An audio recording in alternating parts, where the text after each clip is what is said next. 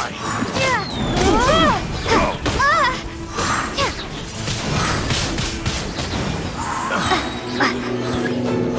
We're open! Prepare to be blown away!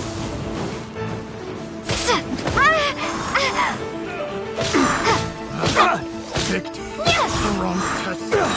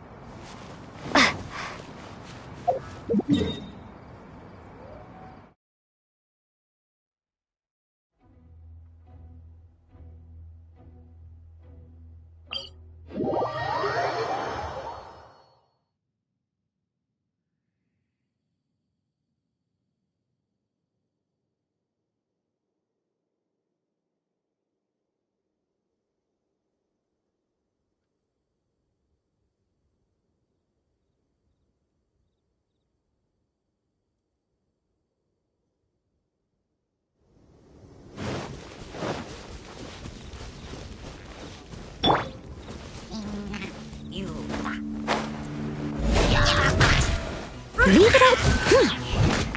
Someone needs assistance.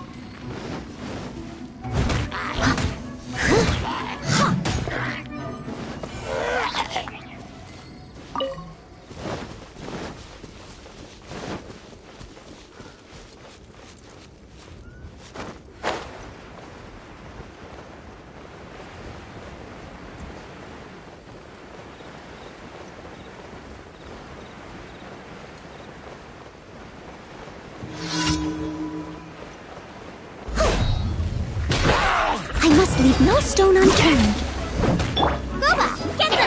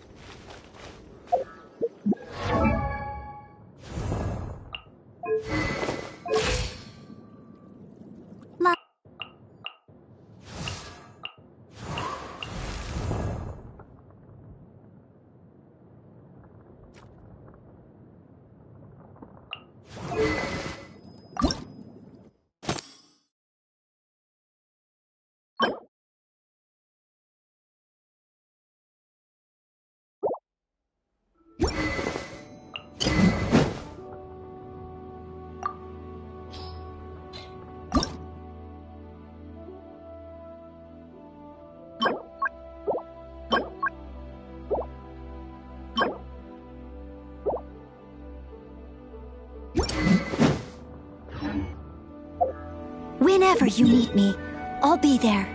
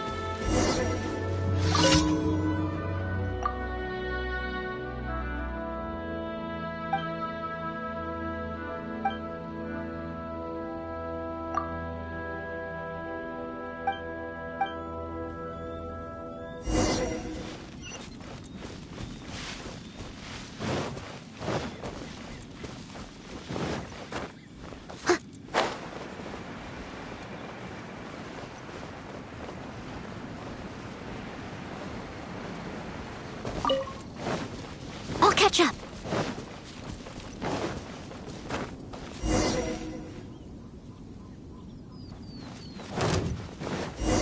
Steady as stone.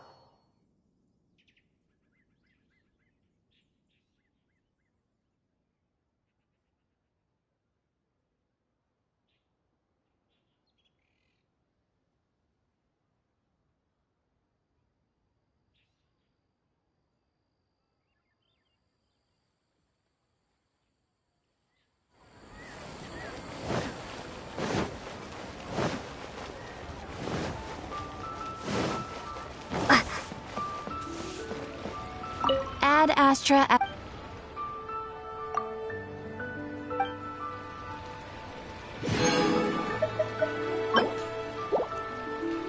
Ad Astra.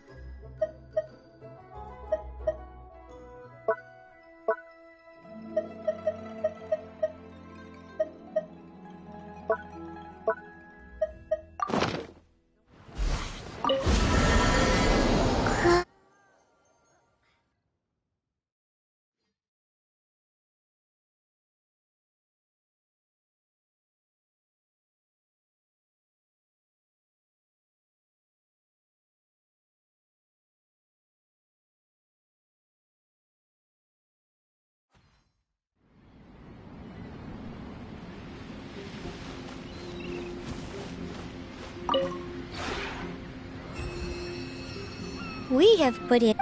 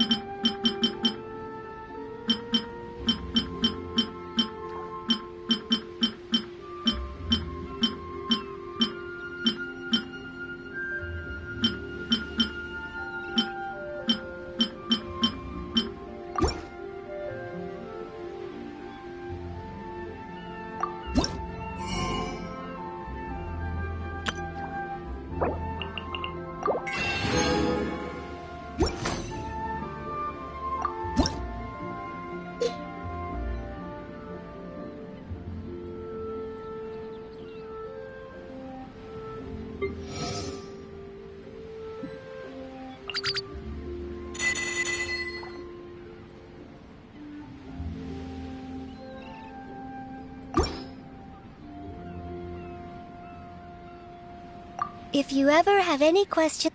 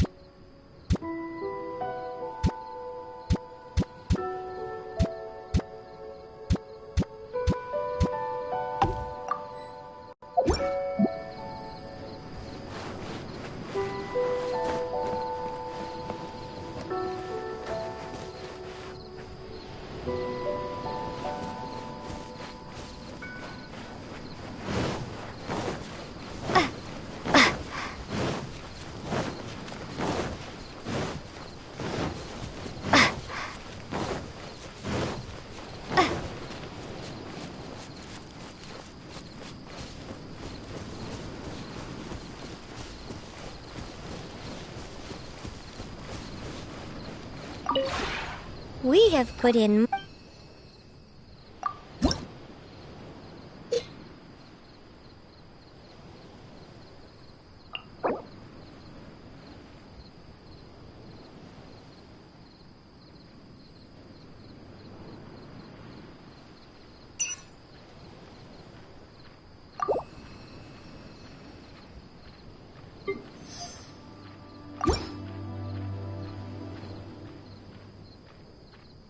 If you ever have any...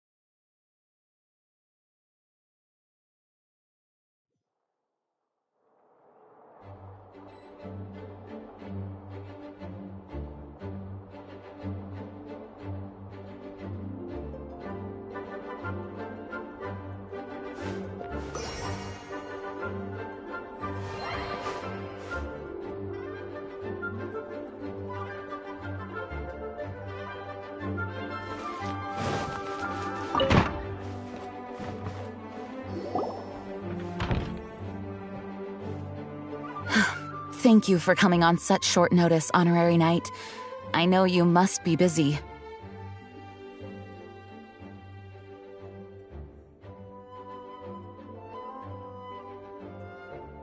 Well, to make a long story short, there's a particular matter at hand that the Knights requires your assistance with.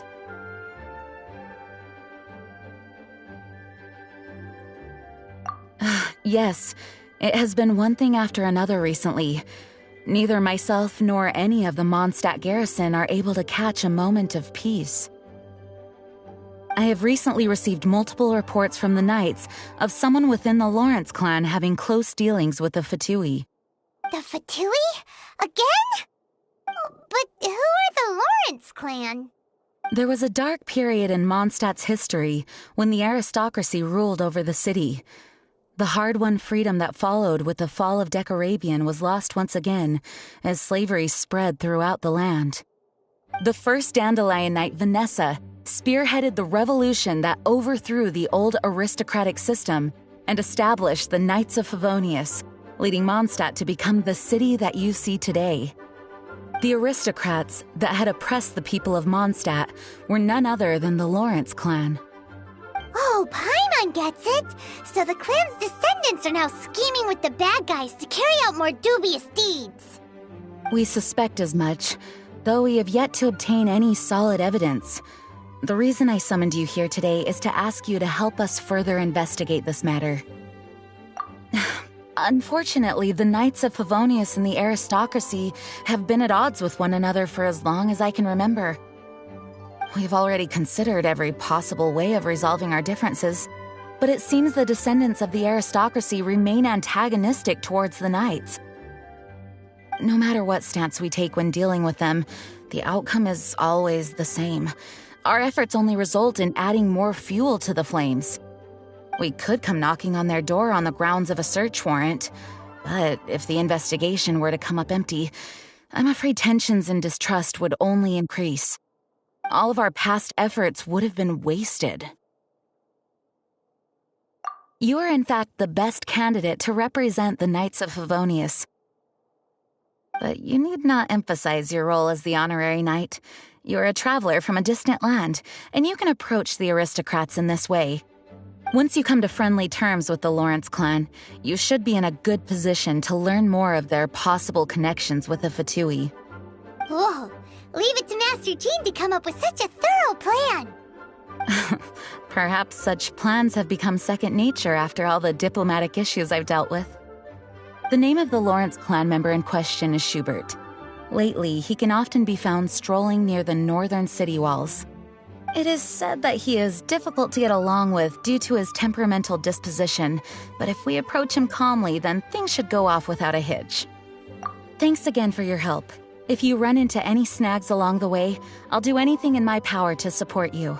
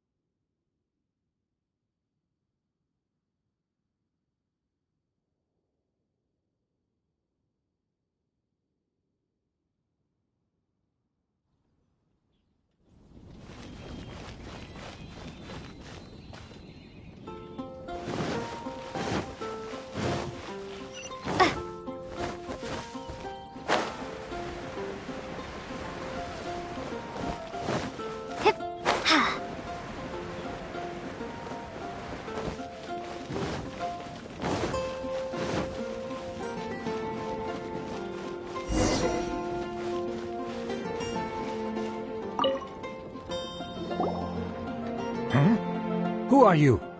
Hello! We're here to... Hello? What's wrong? Did you just say what's wrong? Huh. And I suppose you think that you can simply strut up here and greet me in such an ignoble and vulgar manner? Given that I don't recognize you, I can only assume that you are a traveler of some variety. I'll have you know that you are speaking with the Schubert Lawrence, a blood descendant of the magnanimous nobility. If you wish to address me, you'd best consider your words more carefully. Such nonchalant manners are inadmissible and will never do.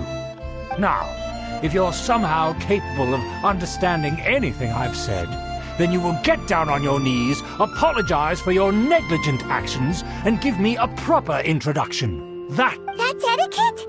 Paimon's never heard of something so complicated before. In former times, when people knew their place and respected traditions, such conduct was only basic courtesy when greeting a nobleman. And neglecting your manners would result in a swift whipping. But look at the world now. Rules have been thrown to the wayside and manners forgotten. I cannot bear to see such degradation. What did you say? You dare question the dignity of the nobility? I'll have you know that though the Lawrence clan is in decline, myself and others of noble blood are looking for a chance to restore our rightful honor. Just look around. The people are unruly and undisciplined. I, however, strive to retain the elegance and etiquette of the nobility. After all, we are of a completely different breed by birth. Save your words. I find your manners and bearing repulsive. I have nothing to discuss with the likes of you. Besides, I am in no way obligated to instruct commoners on basic courtesies. Now I have more pressing matters to attend to. I'll take my leave. So this is what Master Jean meant by difficult to get along with. Let's head back and talk things over with her.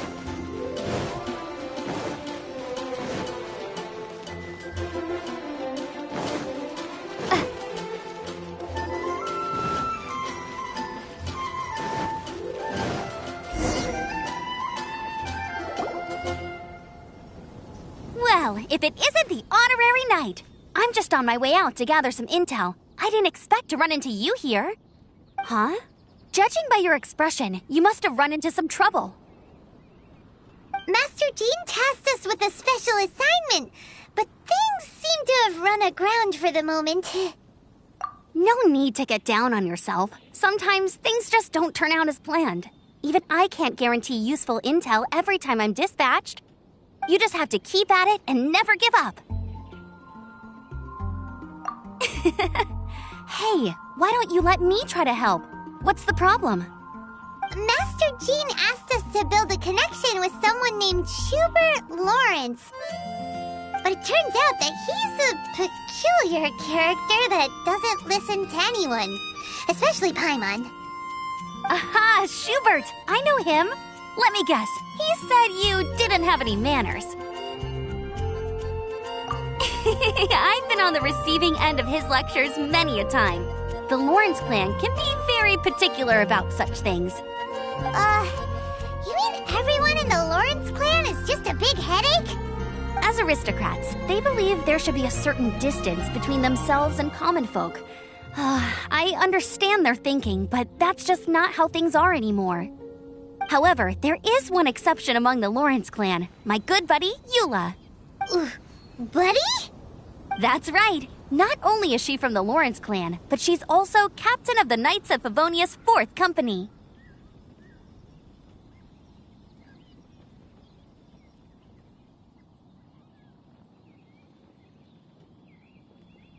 Eula is special. She's not quite like the other members of her clan. She has her own beliefs and it shows. In other words, she doesn't really adhere to the strict rules and conventions of her family. However, she's still quite knowledgeable about dealing with the Lawrences. I'm sure you'll see what I mean if you meet her. That's strange. If Eula is a member of the Lawrence clan, then why would Master Jean choose us for the task? Couldn't she just ask Eula? Well, it's a little complicated. Basically, the Lawrence clan has frowned upon the fact that Eula joined the Knights. Her family members don't particularly care for her. In their eyes, Eula is nothing but a traitor to the family. She's very easy to get along with. Just explain the situation, and I'm sure she'll help you come up with a way to get along with Schubert. In fact, I think she's out in the wilderness on patrol this morning. You should be able to find her around Stormbear Mountains. Thanks, Amber. All right, you heard her. Let's go find Eula. Good luck, you two. I've got my own matters to investigate. Who would have guessed the Knights have a member of the Lawrence clan? Well, if you want to learn about the conduct of the Lawrence clan, who better to ask than one of their own family members?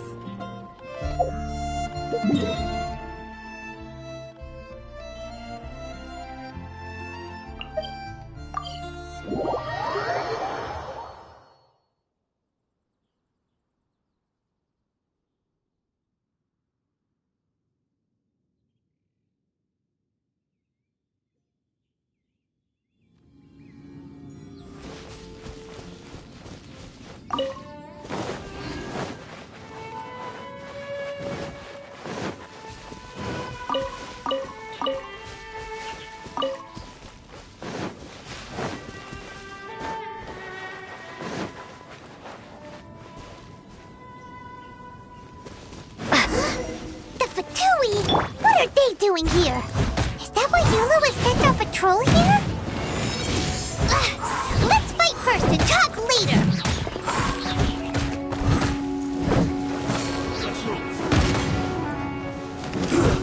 Shouldn't get careless.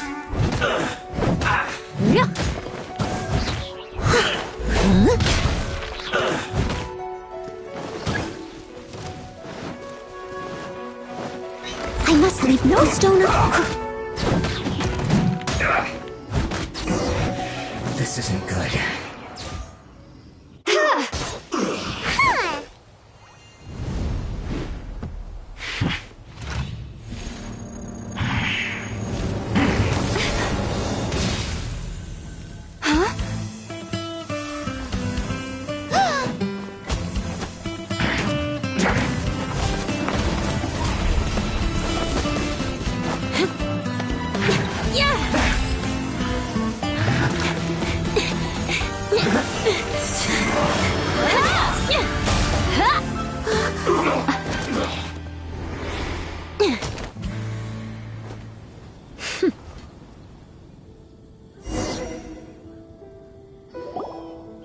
You don't think twice before reaching for your sword, do you?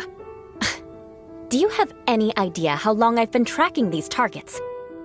And now you get to stake a claim. You think you're stronger because you got to them first? Mark my words, vengeance will be mine. What? That's right. I heard the commotion and came as swiftly as I could, only to find you two already fighting the Fatui. Not only that, you are making quick work of them too. If I didn't make my move, you would have been able to take all the credit. Still, I'm glad you're unscathed. Confronting that number of Fatui at once can be dangerous. Sorry, Paimon doesn't understand what you mean, but thanks for your concern. Concern?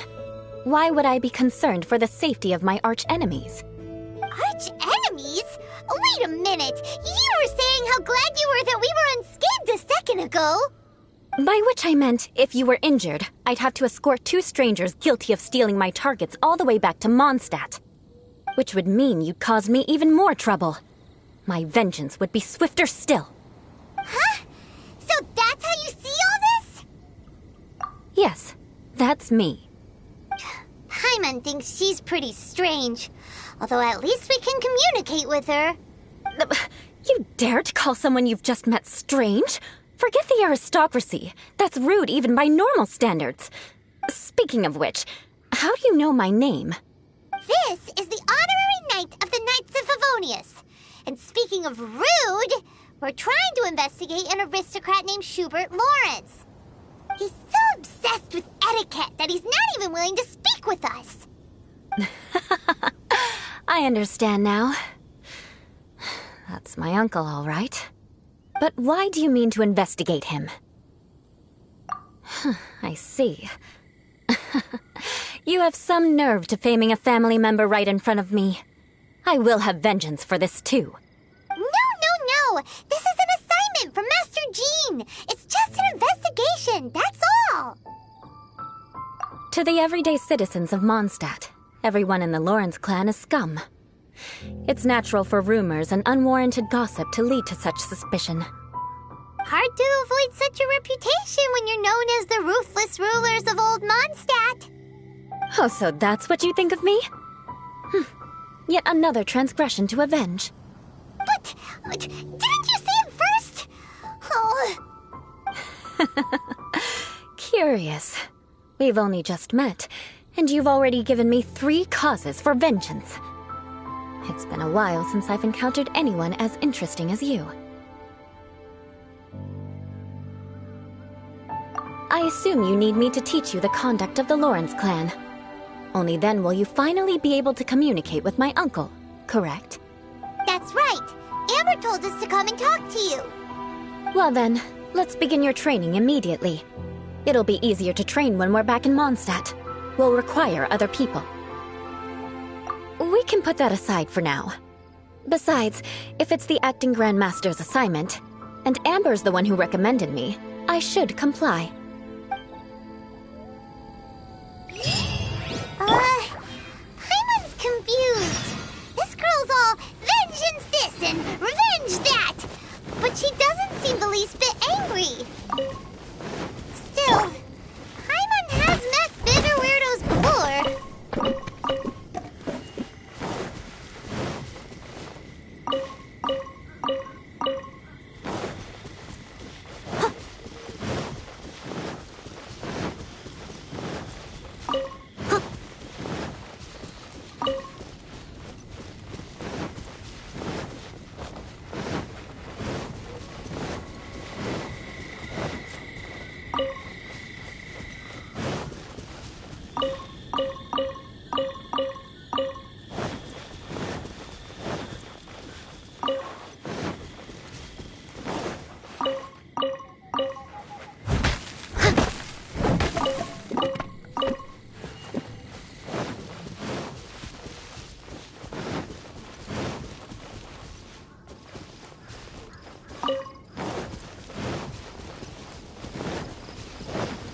I'll catch up.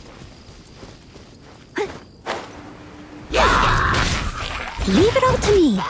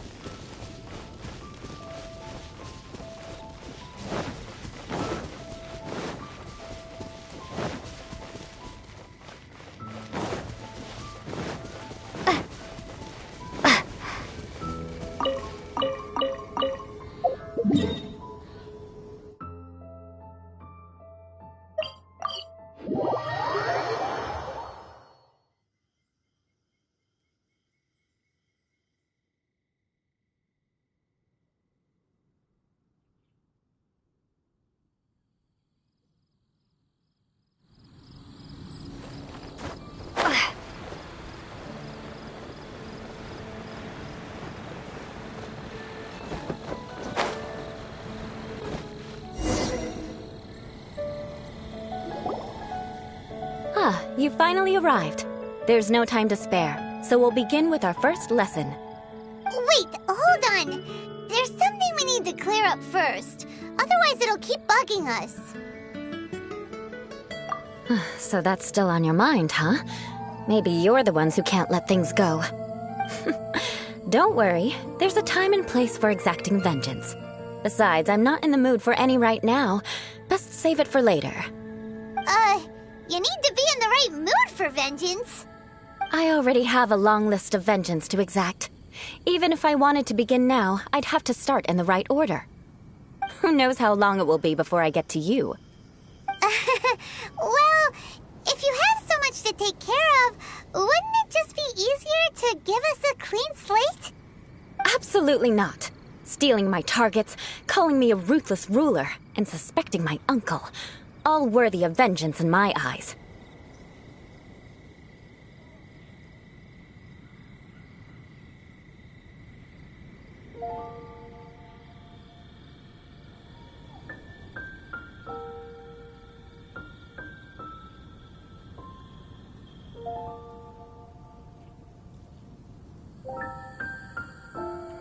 But you needn't worry, at least not whilst we're investigating this matter.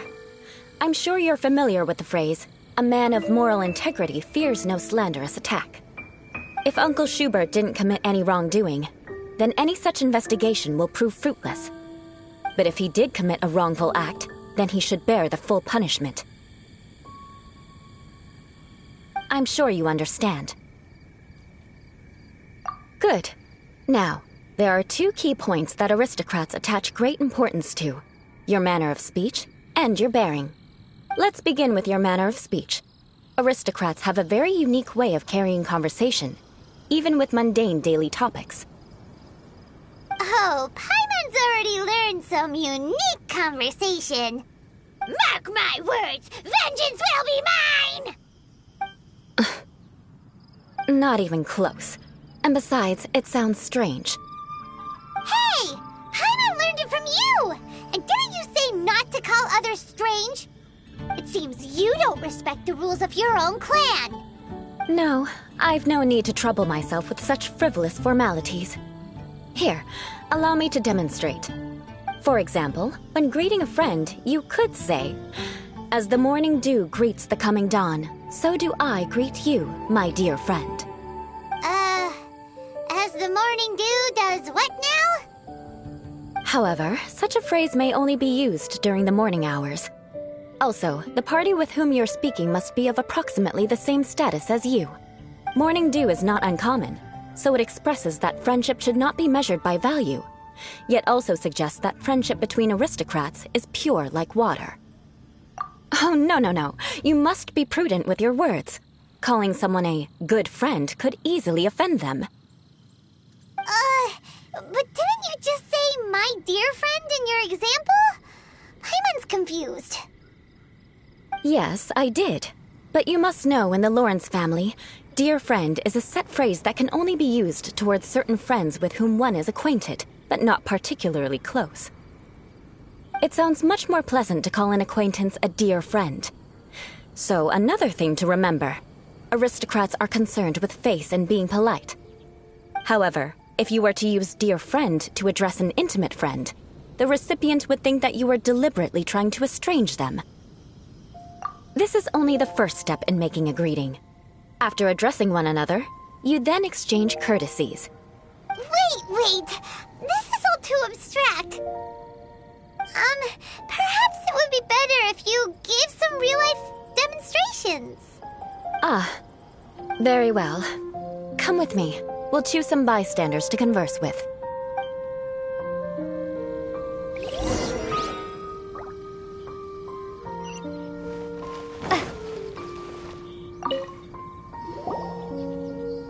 Oh, you're Eula of the Lawrence clan, right?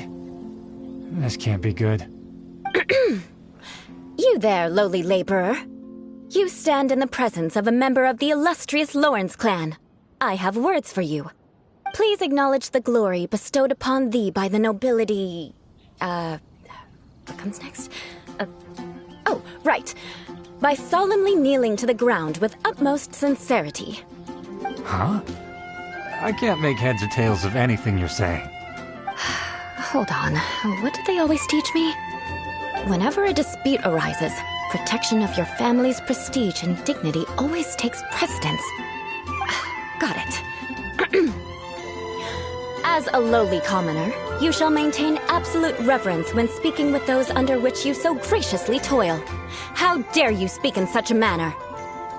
Is everyone from the Lawrence clan so strange? The days of the Lawrence clan's tyranny have long passed. I don't care what you're trying to do. Just beat it. Like I said, I don't care what you're doing. I have nothing to say to any member of the Lawrence clan. And here's a word of advice. I wouldn't be caught dead walking too closely with any one of their like in Mondstadt.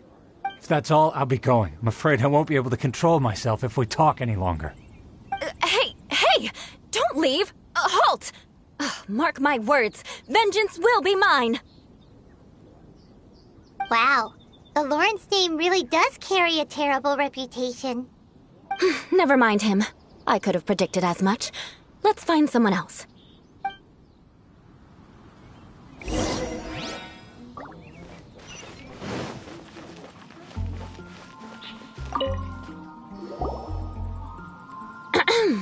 You there, lowly toiler. You stand in the presence of a member of the illustrious Lawrence clan. I have words for you.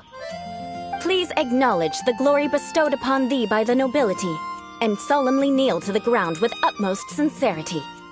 Huh? Why don't you respond?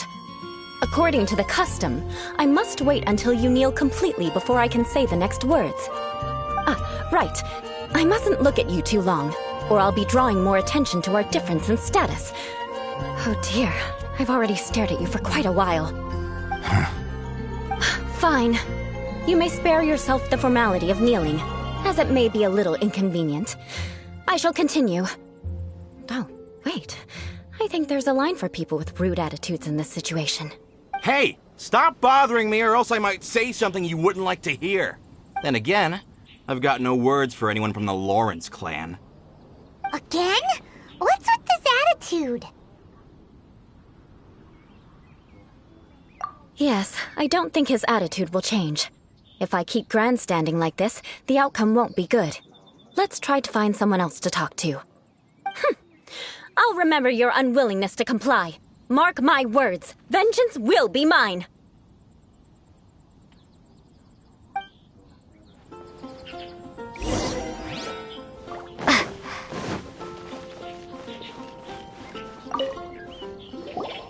You there, lowly worker. Yeah, I've already heard it all before. Look, just spare me the time. Our answer's always the same.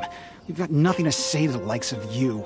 I mean, seriously, can't you just take a hint? Please calm down. We don't want to cause any trouble. I know she's a Knight of Favonius, and that the Knights wouldn't misplace their trust, but the name Lawrence carries too much weight with it.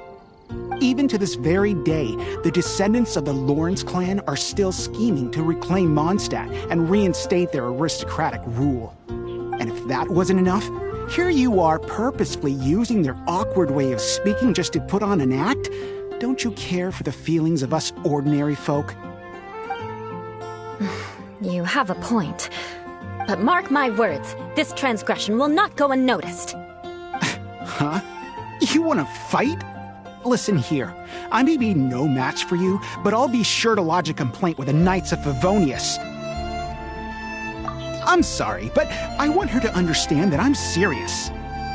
Listen here, if you don't want things to get more unpleasant, then you'd better just stop. Forget it. There's no point in quarreling any further. Let's go.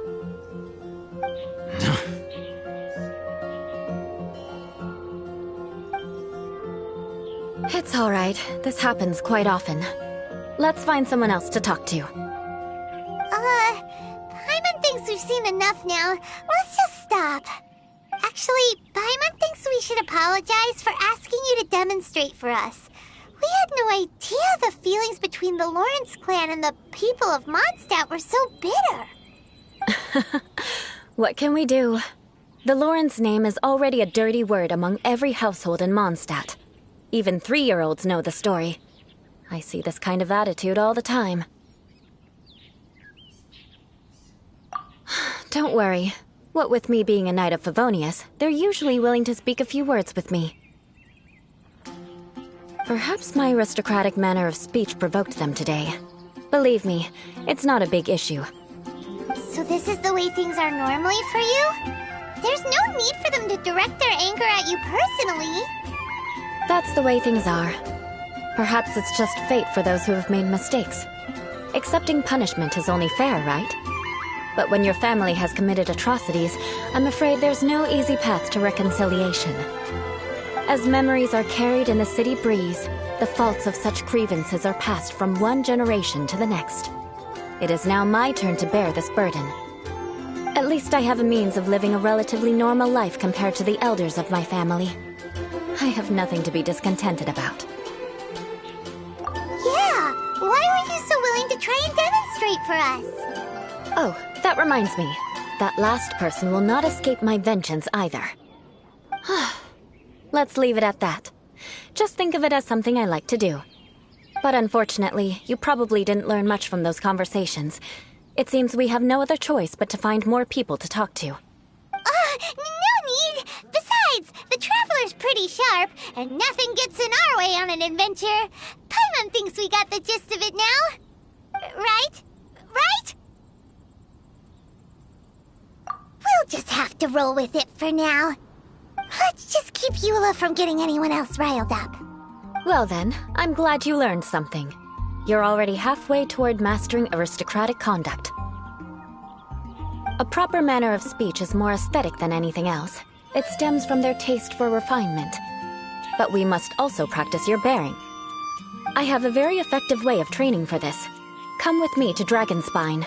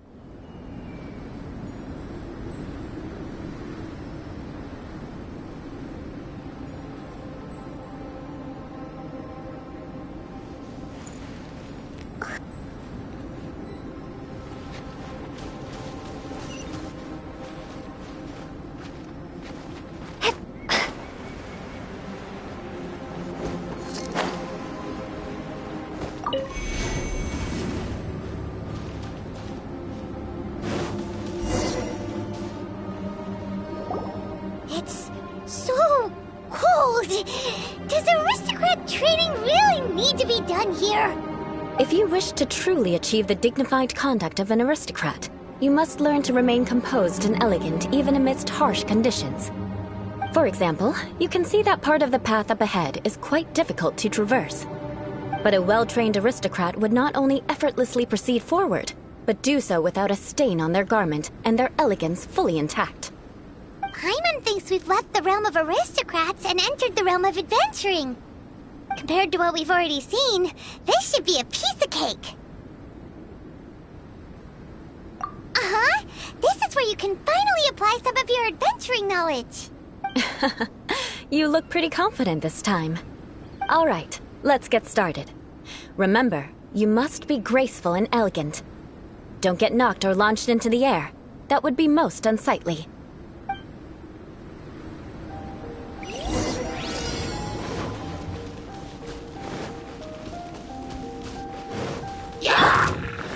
I must leave no stone... I'll catch up.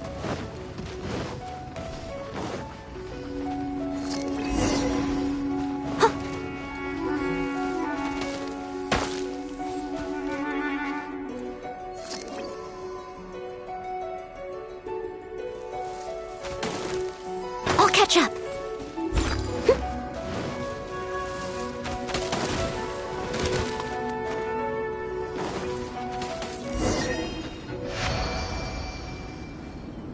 Not bad. A lot better than I had anticipated, at least.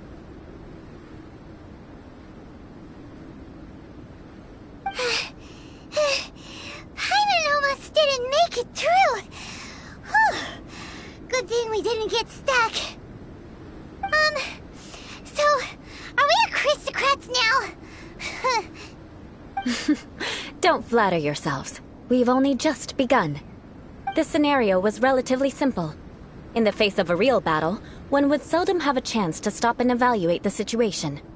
There's a ley line monolith just up ahead that will attract nearby monsters. True elegance is the ability to calmly yet swiftly make decisions in the heat of battle. My family set only the highest expectations for me, even as a child.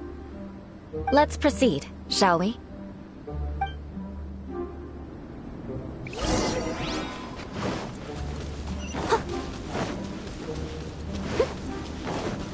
This is the Leyline monolith. Go ahead, activate it. But be careful not to get launched into the air or frozen while fighting. That would be most unsightly. You failed this time. What a shame. But not to worry. It's just training after all. Let's try again.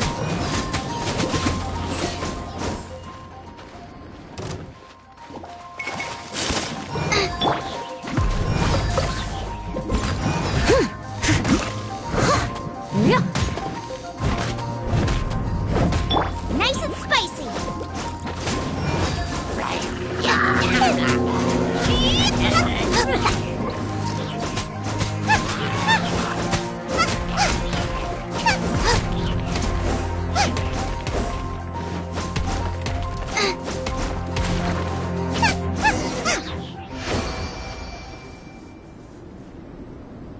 Well done. And you managed to remain calm even in these grueling dragonspine surroundings. I'm starting to wonder if even I could have done the same. Given such an outstanding performance, it seems there is little left for me to teach you. Like Paimon said, adventuring is our specialty. So, that's it for our training, right? Then let's get out of Dragonspine before Paimon turns into a popsicle. Hold on. I was commending the Traveler's performance just now. You, on the other hand, seem to have made no progress at all. What? You mean Paimon was also part of the training? Yes, of course. You were frantically flying and dashing about throughout the entire thing. Not an elegant sight at all. Did you even listen to anything I was trying to teach you?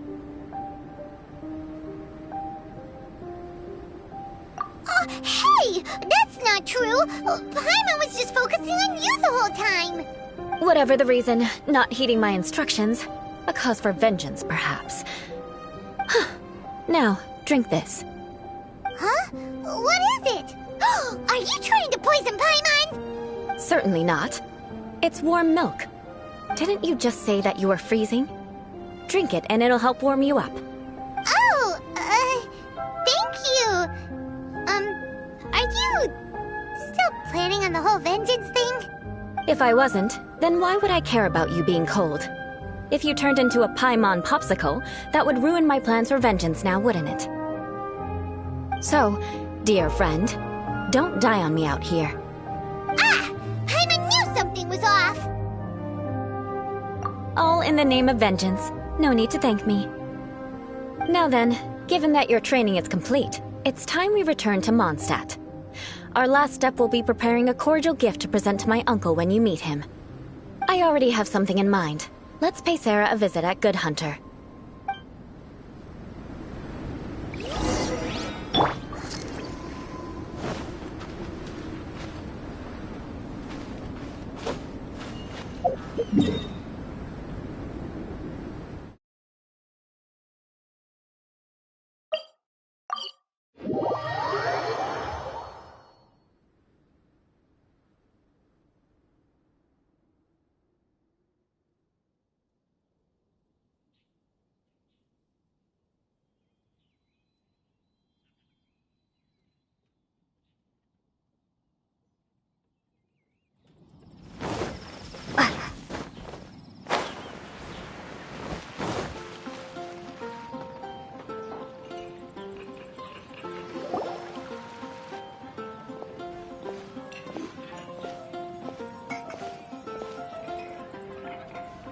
Oh, hey, Eula. I see you've met the honorary knight.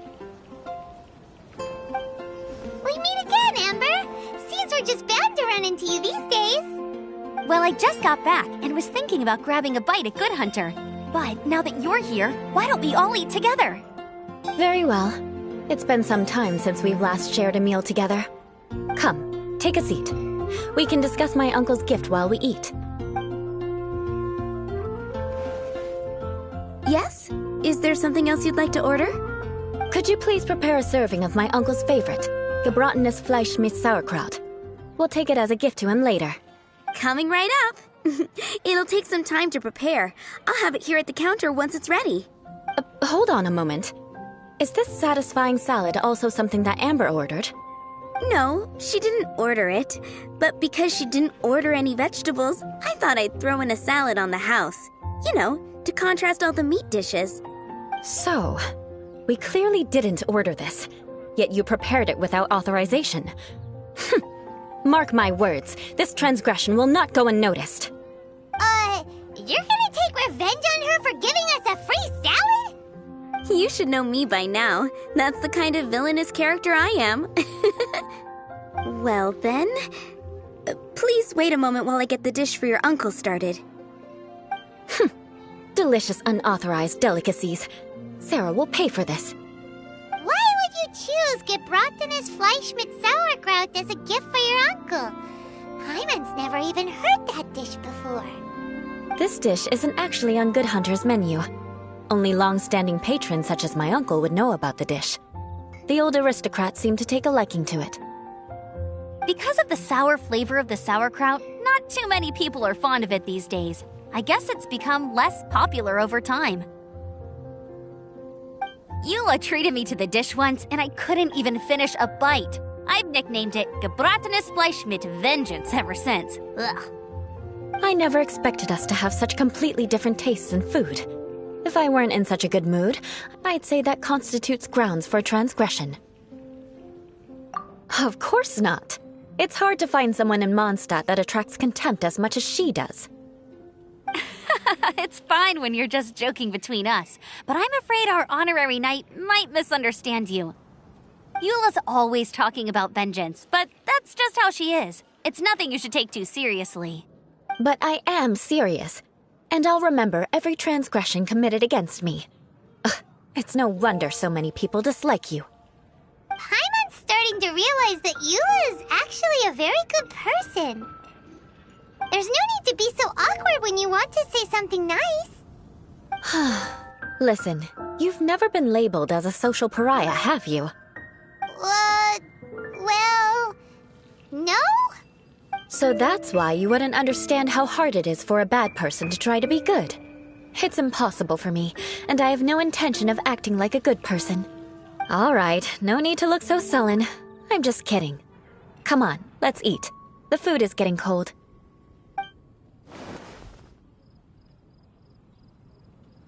Oh, I'm stuffed. I'll see Sarah about the bill.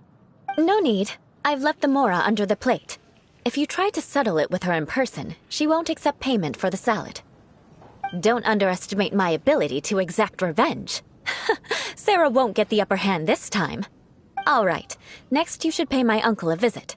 He has a small camp at the top of the mountain near Springvale. He usually whiles his time away there when there's nothing else to do. Aren't you coming with us, Eula? I'm afraid that wouldn't be very convenient for me. It'd be better if you two went alone. Ah, yes. Please do remember to pick up the dish from Sarah. I still have more recon to do in the wilderness. Well, until next time. Let's meet again. What an interesting bunch you are.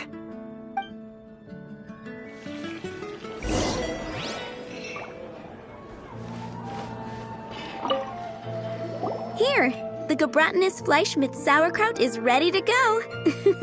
Be sure to eat it while it's hot, otherwise the flavor will be spoiled. And by the way, don't worry too much when Eula says strange things. She's actually a very good person. Paimon's been meaning to ask. No one could stand the sight of Eula when she was trying to speak with the others in Mondstadt earlier. But she seemed to get along fine with you and Amber just now. What's up with that? The people of Mondstadt don't take kindly to anyone bearing the Lawrence name. They are unable to see past her family, therefore they don't actually see Eula for herself. So no matter what Eula tries to do, it's seen as a wrongdoing. It essentially strips the meaning of anything she tries to accomplish. How come you're able to see Eula differently then? Well, when she joined the Knights of Favonius, it caused quite an uproar. Many people signed a petition demanding that the Knights reverse their decision.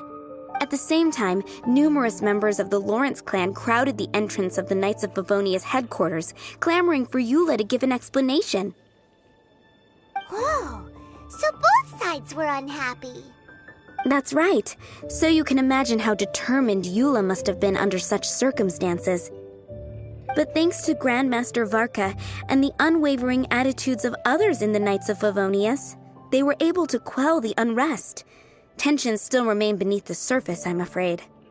In the eyes of the people, she's a stain on the Knights of Favonius, and in the eyes of the Lawrence clan, she's a disgrace to her family. But she simply fulfills her duty as a knight, silently helping one person after another, myself included.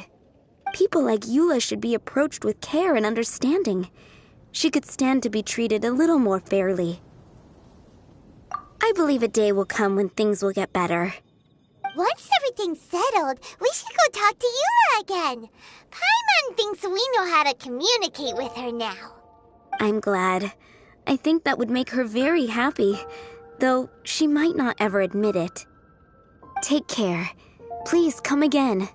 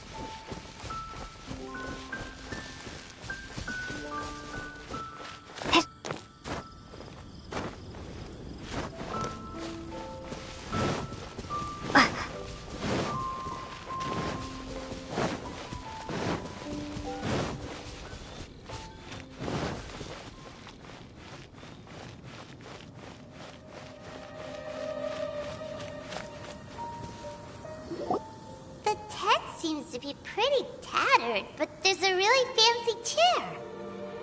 Could this be another aristocratic custom? Ah, it's you again. I thought I had rid myself of you two.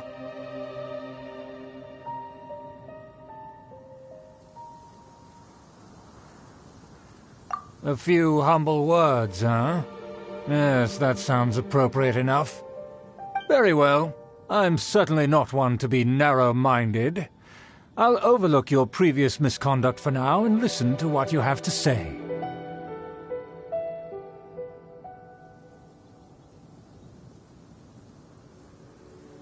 Wow, this guy thinks so highly of himself.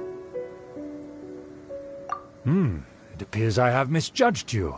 Supreme brilliance. The glory of the nobility that continues to this day.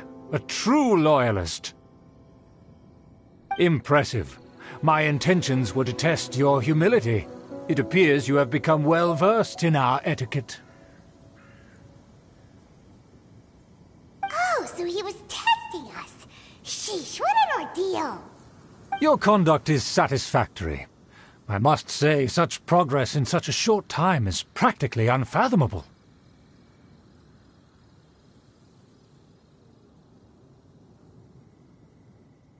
If I may ask, from whence did you learn such a civilized manner of speech? Ah, good. Very good. You are bright, and compared with the common folk of Mondstadt, you certainly have potential. If you were of aristocratic blood, your prospects would be promising indeed. By the way, we brought a gift. Paimon means we would like to present you with a small token of our goodwill. Could this be? Gebratenes Fleisch mit Sauerkraut? It's evident that your sentiment is genuine. As a young person nowadays, only with no small effort could you achieve such a dish. It's been so long since I dug into a big, tasty... I beg your pardon. What I mean to say is, since it's nearly mealtime, I shall partake.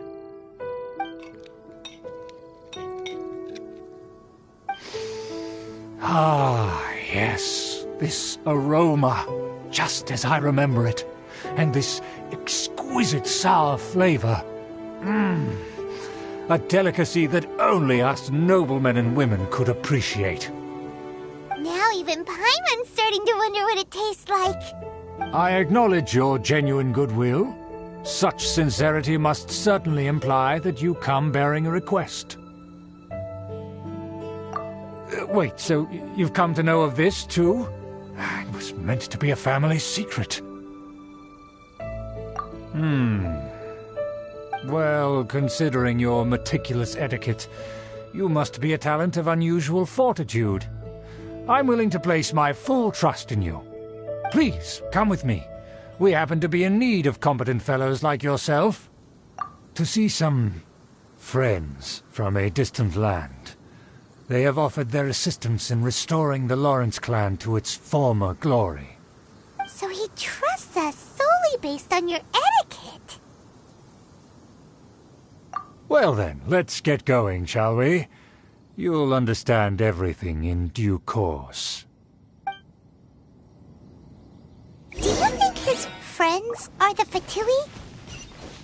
Things will get sticky if the Fatui happen to recognize you. What should we do?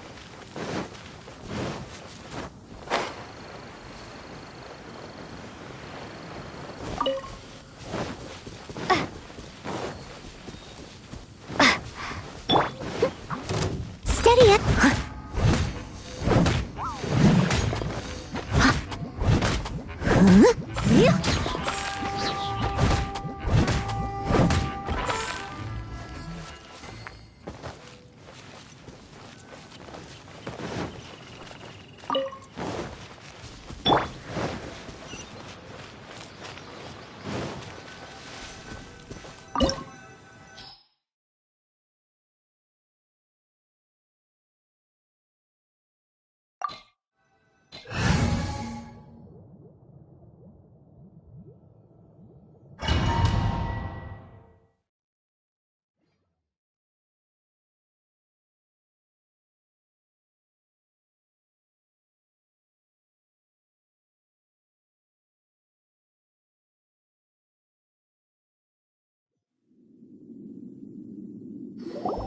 Huh? Why have you put on a mask all of a sudden?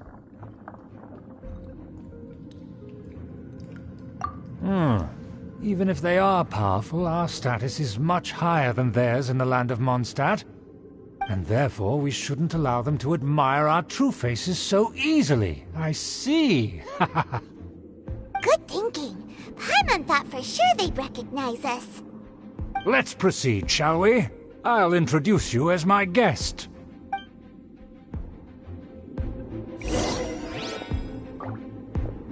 As you'll see in a moment, there are many already helping us.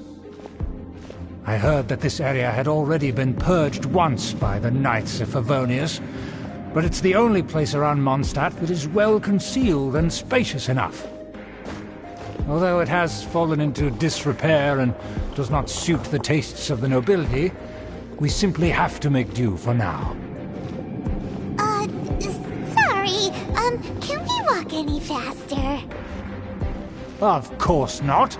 An aristocrat always moves with grace in his steps.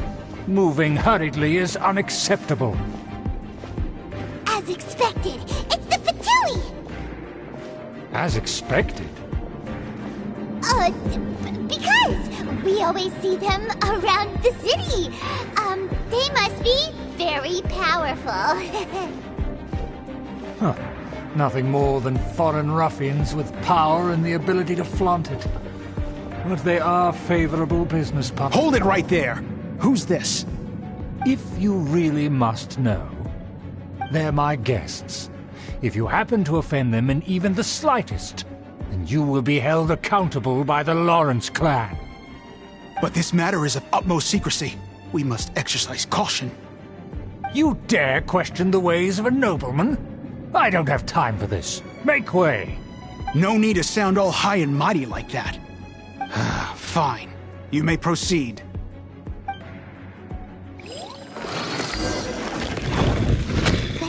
Thus, they don't dare to question you. Of course, that is the benefit of prestige.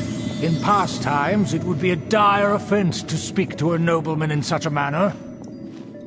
We could determine a person's fate with the blink of an eye. Huh. And such glory will return to me again before long.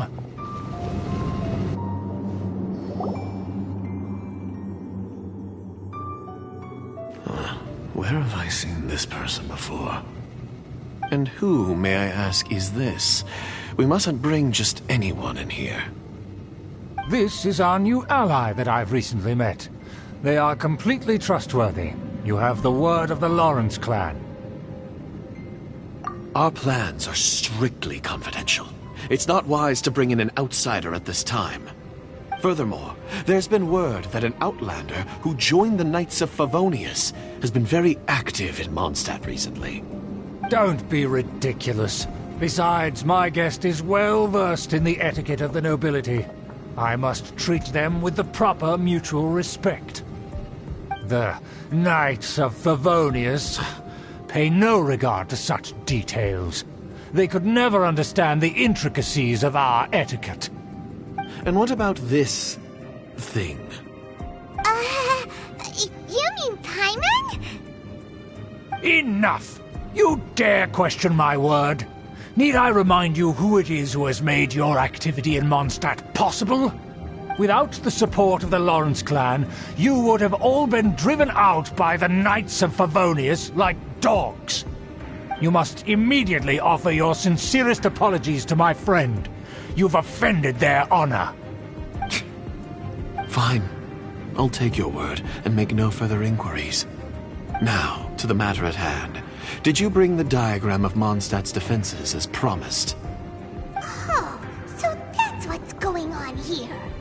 Yes, of course. Here it is. Let me see. Why is it so poorly drawn? Everything's so squiggly and crooked. And what is this shape supposed to be? Excuse me? I'll have you know that I went to great lengths to carefully draw this map by hand myself.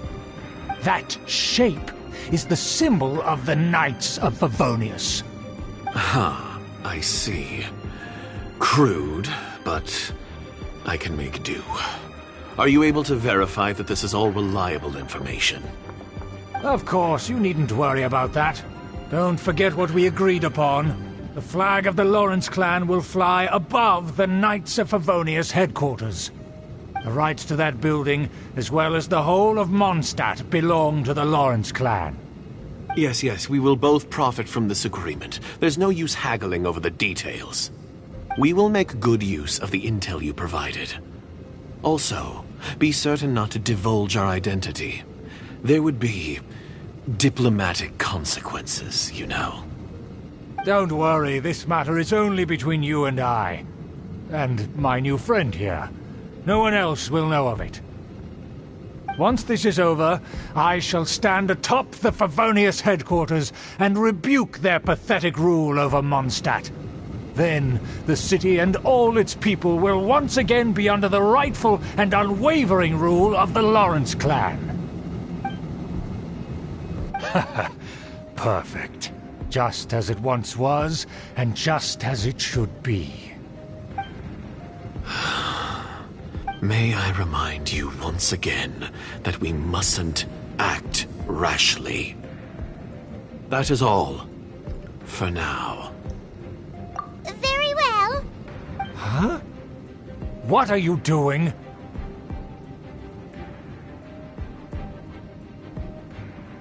That's right! It's the honorary knight and their trusty companion, Paimon! We're here to crush your evil schemes into dust!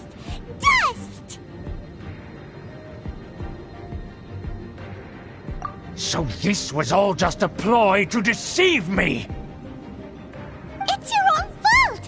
Who would put so much trust in someone based purely on their manners? After so much planning, this is how it ends? Huh! We'll see about that!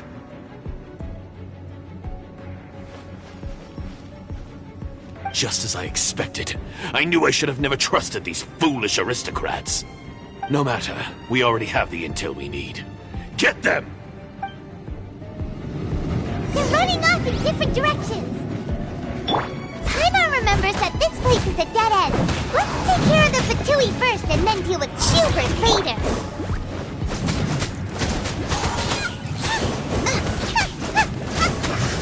I see the future.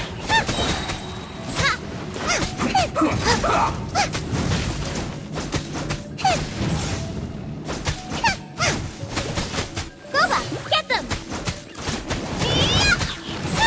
The door is open! Let's go! Is that Eula?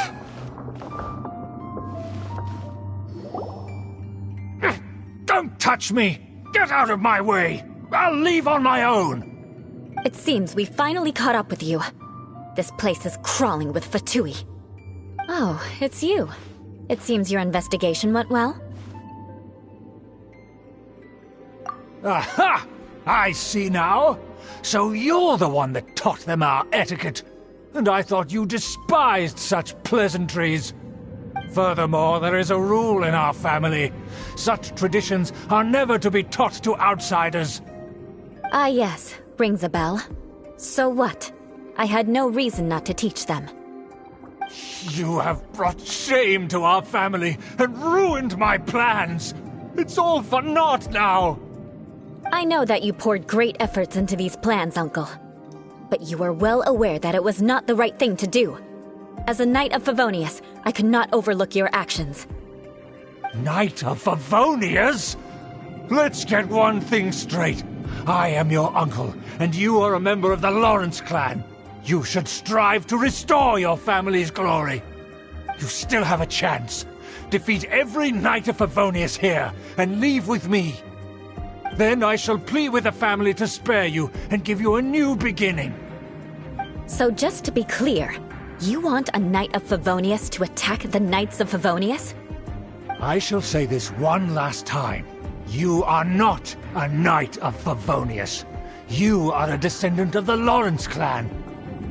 The blood of the Lawrence clan flows in your veins. You must comply with the will of the family. Since when have I ever complied with the will of the family? Why, you unruly maid! If anyone should be angry, it should be me. As a member of the Lawrence clan, you knowingly plotted against the city of Mondstadt and threatened its safety. Had you ever stopped to consider the trouble it would bring to so many people? Had you considered how many enemies you would make trying to keep the plans under wraps? You dare lecture me? That's right. In the name of the family that you so dearly revere, Uncle Schubert. I've never experienced the age of glory you always speak of. And I've never understood our family's incessant pursuit of it. But I am capable of discerning right from wrong. And I deeply understand what freedom means to the people of Mondstadt. The Lawrence clan should never and will never become what you've dreamed it to be. Oh, the disgrace of it all! How could such a rebellious monster emerge from our own family?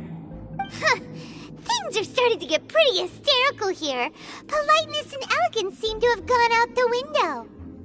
That's enough fuss for today. You two, take him away. The honorary knight and I have other matters to attend to. Given that you've already taken action, I assume you've come across some conclusive evidence? Paimon took a peek at their diagram. Your uncle had mapped out all of the Knight's patrol routes and marked out key information about Mondstadt. And there was me thinking that he was just another elder of the family. And a lazy one at that. I never suspected he could stoop this low. So stubborn. Mark my words, vengeance will be mine. Let's discuss this later. Our first priority is recovering that diagram.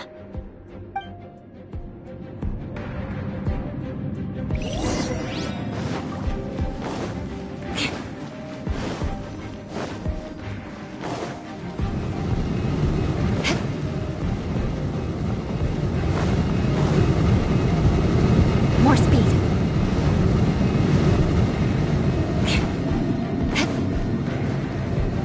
Beg for mercy.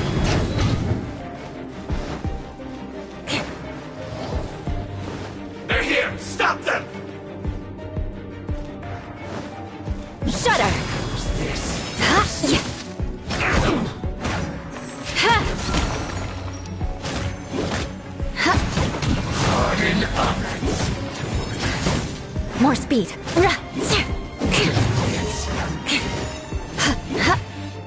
Crush. Counterattack is trouble. Finally, so quiet.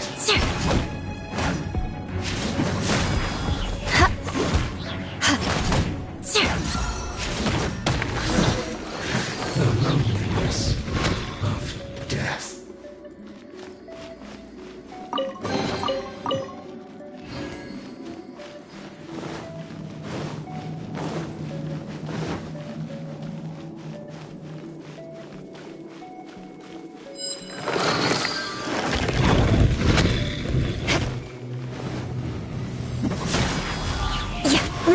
Leave. Can't run!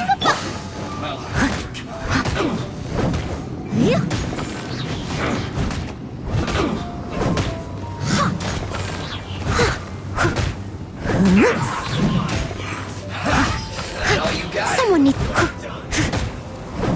I must leave no stone unturned. I miscalculated.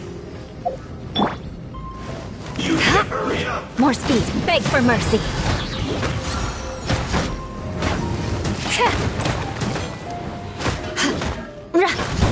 Shudder. You need to hurry up! Roast and fry! More speed. Crush. You need to hurry up! This one's an unfortunate fault! Beg for mercy. The key to love. Let's end this quickly!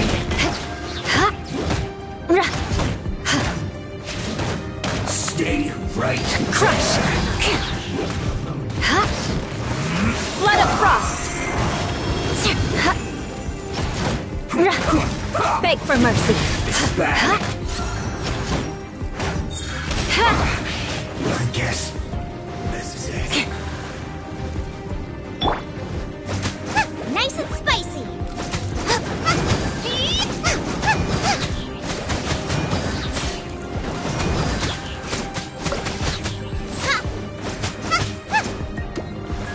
Not breaking a sweat!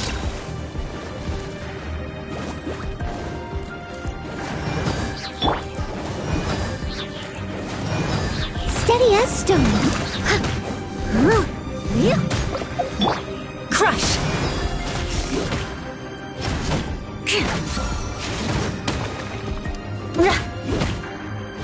Beg for mercy.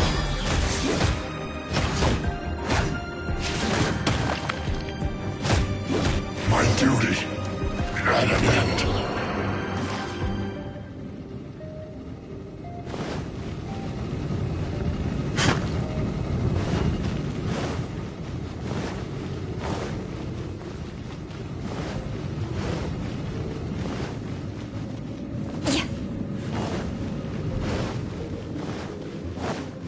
Crush.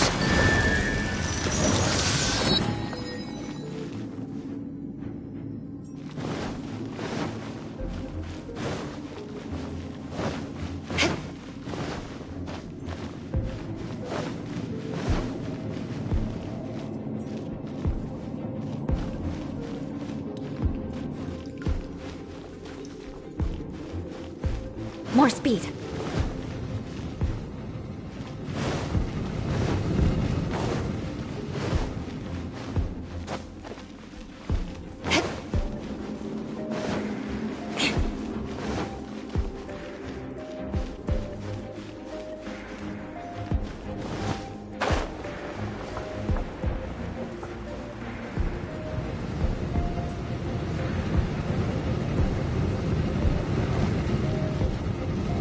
More speed.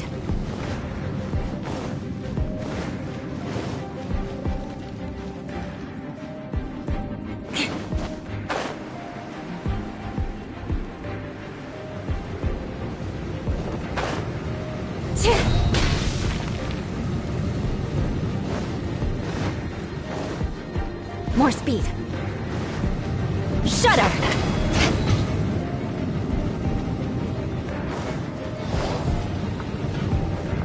Beg for mercy.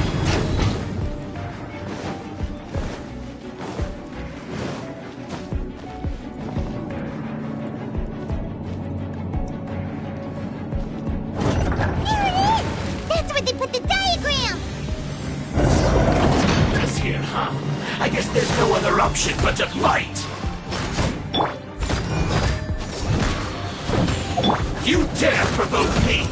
Fatui, come forth and dispose of them! There yourself!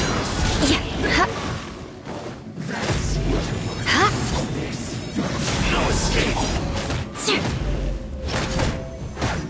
Beg for mercy. You can't run from death. Harden up! Time to clean up. Counterattack!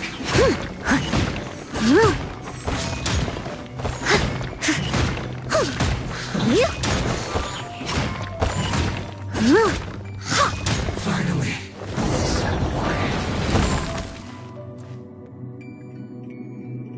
This must be it.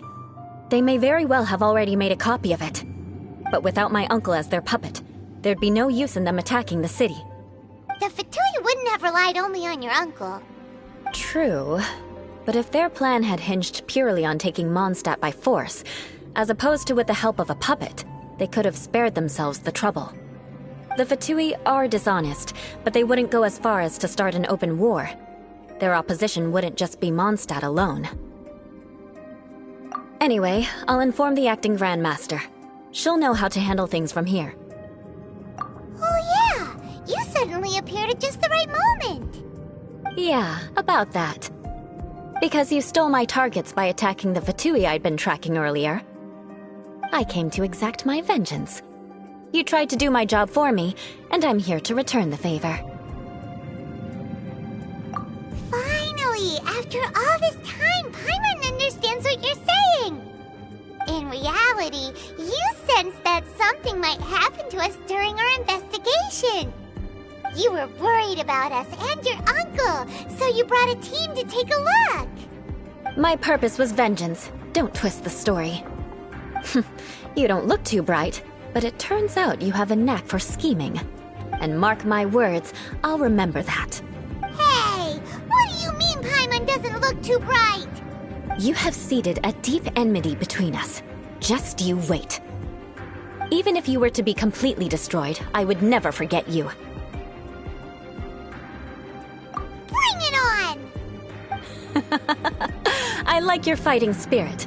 I'll take this diagram back to the Knights of Favonius and take it from here. Sure. Well, see you around. That you will. And make sure not to steal my targets next time.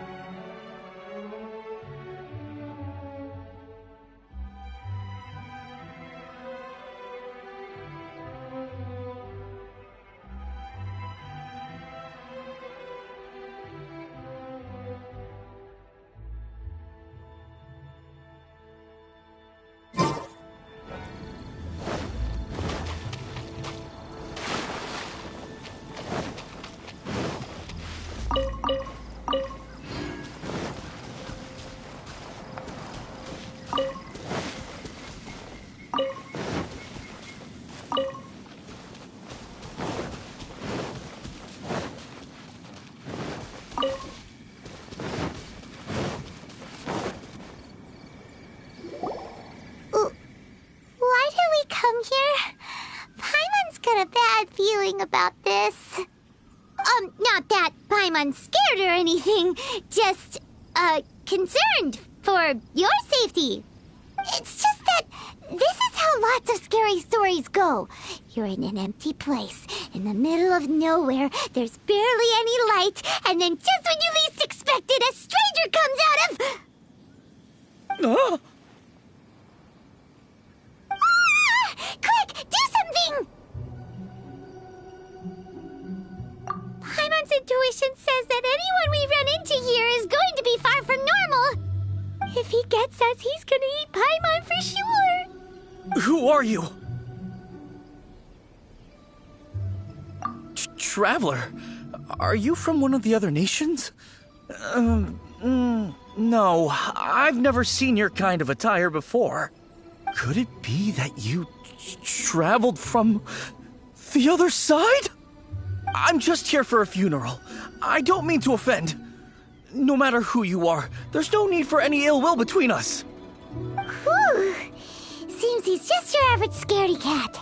He looks more afraid than Paimon. Yep. You should leave the introductions to Paimon. Don't be afraid. We come in peace. Gods protect me! No! Stop freaking out and stand still. Relax. Relax? Yes, whatever you say. Please stay your hand. Don't come any closer. I mean you no harm.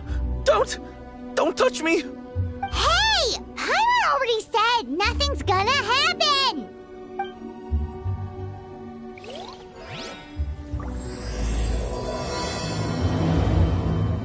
Was it something Paimon said? Let's go after him. He might do something stupid.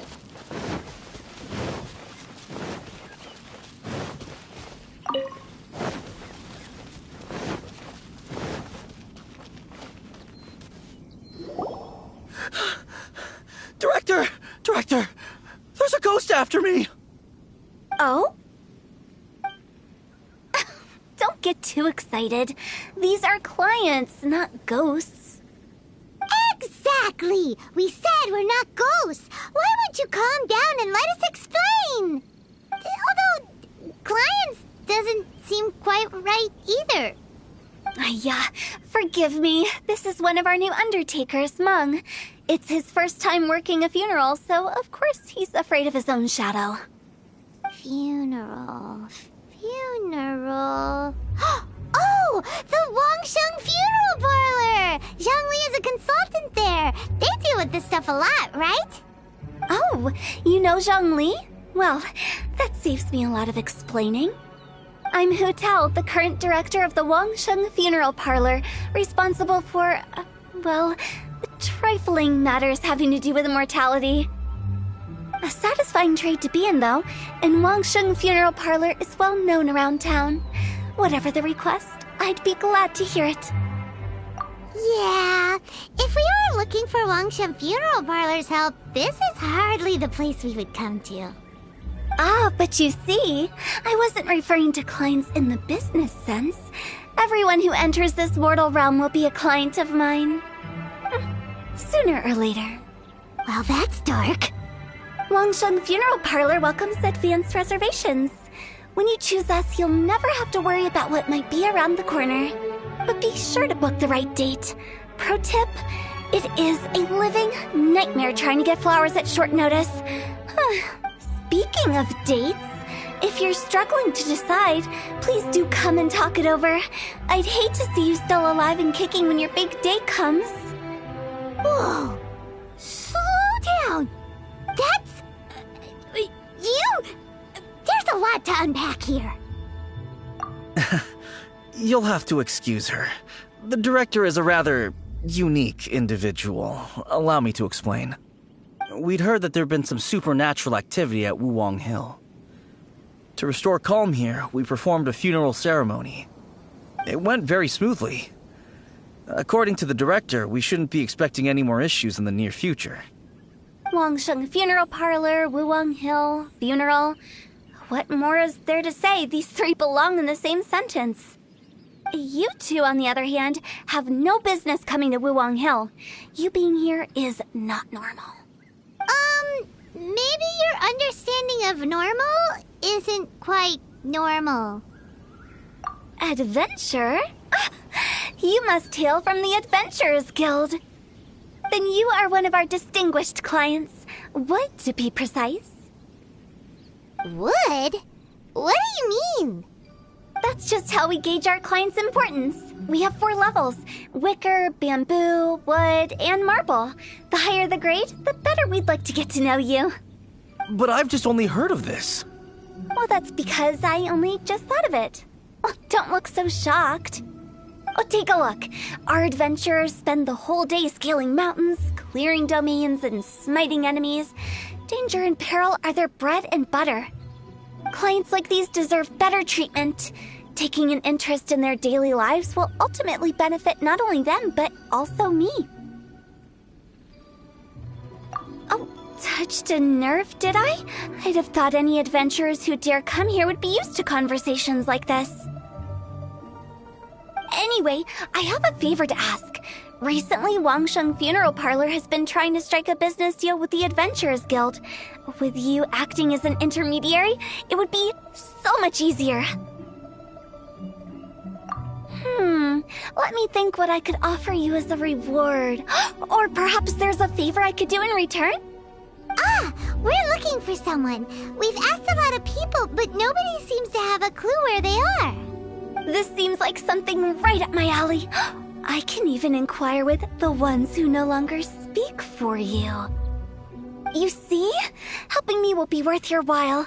Come on then, my able assistants. Let's get down to Liyue Harbor and do some business. When did we become your assistants? Wangsheng Funeral Parlor. The ones who no longer speak. Oh, did she mean talking to the dead?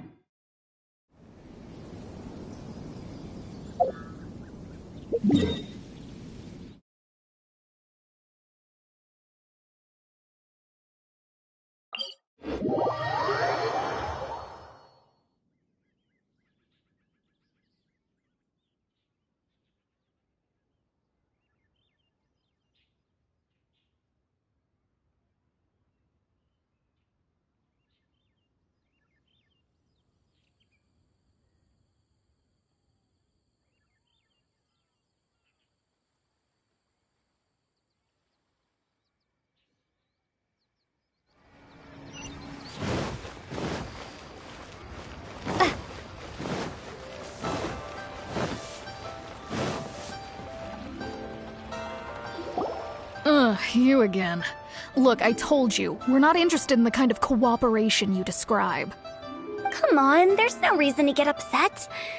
Look, one of your members is an avid supporter of my proposition. Oh, since our last negotiation, I've come up with a new proposal, which I think you'll find has far more benefits for you. First things first, Wangsheng Funeral Parlor will prioritize the Adventurers Guild requests above all others. You'll also receive 100 of our signature wooden coffins for free, together with your first order. That's not all. We also provide an on-site cadaver collection service covering almost all regions in Liyue. Now, we do charge a slight premium for a very small number of especially dangerous areas, but don't you worry about that. I promise you, it's still very affordable. I don't think you're hearing me. Okay, all right. I get it. You want to bargain a little more. But our offer as it stands is already quite a good deal, don't you think? Just think about it. An adventurer's life is full of unexpected threats. It's only natural to take precautions. Mend the roof before it rains, as they say. Yeah, no. I'm not so sure that saying applies in this context. Speaking of precautions, I'd rather focus on keeping my adventurers safe in the first place. It's time for you to go. I have to attend to other matters. Oh, wait, hold on. Oh, what would you say to a group discount? 30% off for parties of 10? Director, please, you did your best. We don't need another clash with the Millelith. If Paimon understood all that correctly, it seems like she's trying to sell them the funeral parlor services. Nothing left to do here.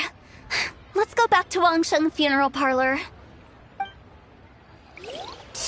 Rejecting a once-in-a-lifetime opportunity. It's their loss. Some things are inevitable. It's only a matter of time.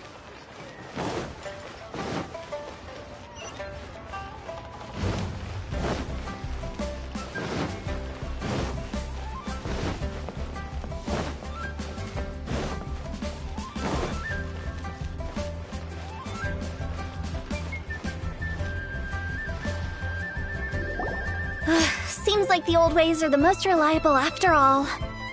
Mung, are you done preparing our promotional materials? My apologies. I'm only about halfway through. Do you really think they will be effective? Trust me, they're going to work wonders. This marketing strategy has been used by Wangsheng Funeral Parlor for generations.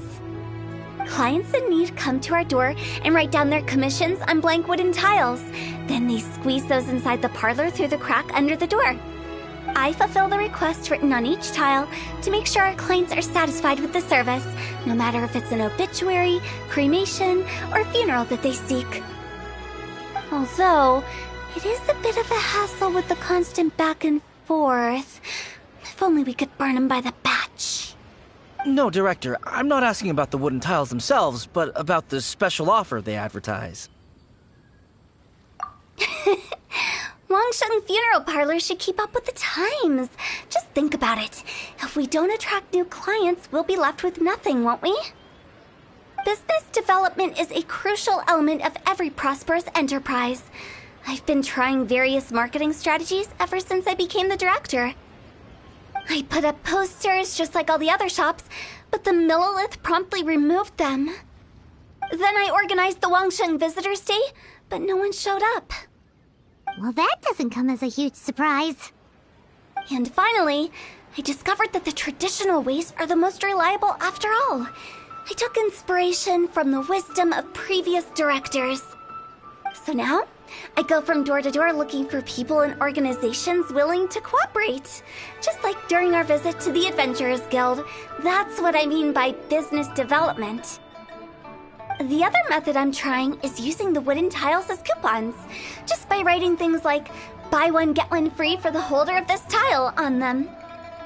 What do they buy and what do they get? A solid and durable second home, of course. Well, they may not need it right away, but they can be sure that when they do, it will still be as good as new. It won't start deteriorating before you finish doing so yourself. That's the Wangsheng Funeral Parlor quality guarantee. All right, Mung, keep adding those special offers to the wooden tiles. The future of our business depends on it. I'm still not sure this will work. Oh, I get it. You think that our special offer is not comprehensive enough, right? It is true. I was offering all kinds of great benefits to the Adventurers Guild because they are a new client.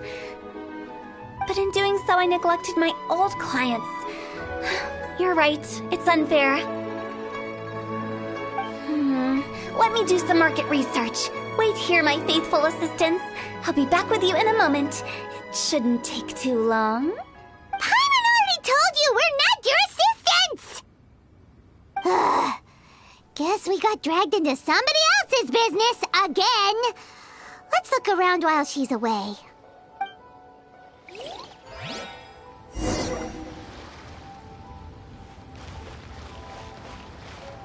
You must be the director's new hires. Not us! We're just very curious about Wangsheng Funeral Parlor and Hu Tao. Well, I wouldn't get too curious if I were you. Too much knowledge isn't good for ordinary folk. The director is tactful when it comes to what should and shouldn't be known. Her? Tactful?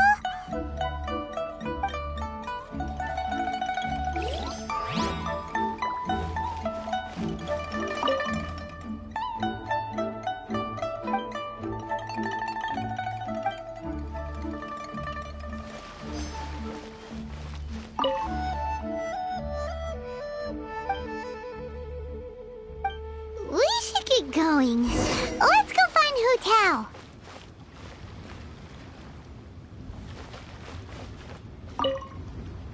settled then. Write it like this. Wangsheng Funeral Parlor Bumper Sale. Buy one, get one free. Buy two, get three free. More for your Mora. I love it. Better than all that lifeless brochure stuff. We want people to feel warm and fuzzy. But Director, isn't Lifeless the name of the game in this industry? That's old hat. We're opening up new ground. Why does Wangsheng Funeral Parlor need to open up? Yes, Director. Poor guy's giving up. Right, we should get going. I am not letting new business escape us. We? As in us. Who else? Do you see anyone else around here? Oh, well, you probably wouldn't see them if there was.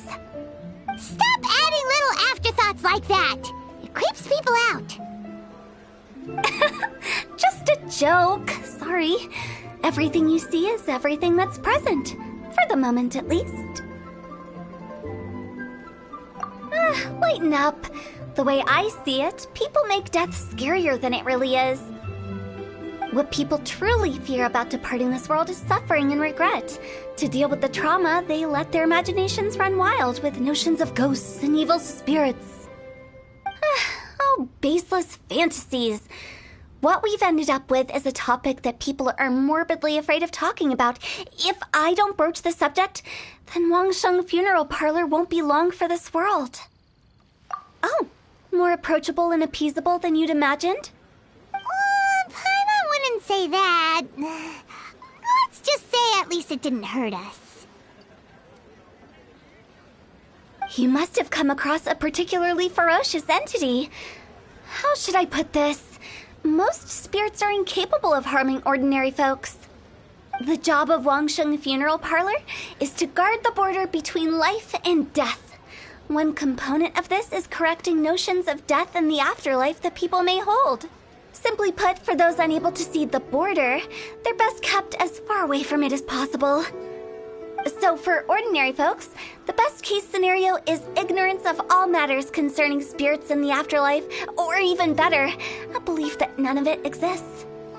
Then you really don't have any excuse for spooking the heck out of people. You make it sound so abominable. I'm just trying to get them to see the humor in it all. I never thought you'd be such a bore. Never mind. If you stick by me, everything will become clear. All right, let's get going. Follow me. Director, wait. What about Big G? Don't forget. Big G? Who's that? We've been in Liyue for ages and never heard that name. Oh, nothing. Just something Mung's been pleading with me to take care of. Should be a piece of cake. Where are we going? To visit an important potential client. I'll lead the way.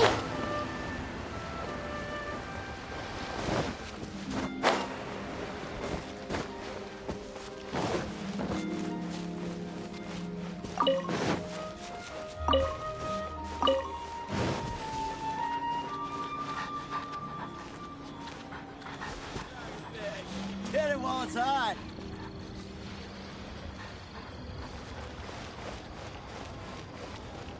A toast to our success. Listen, made another handsome sum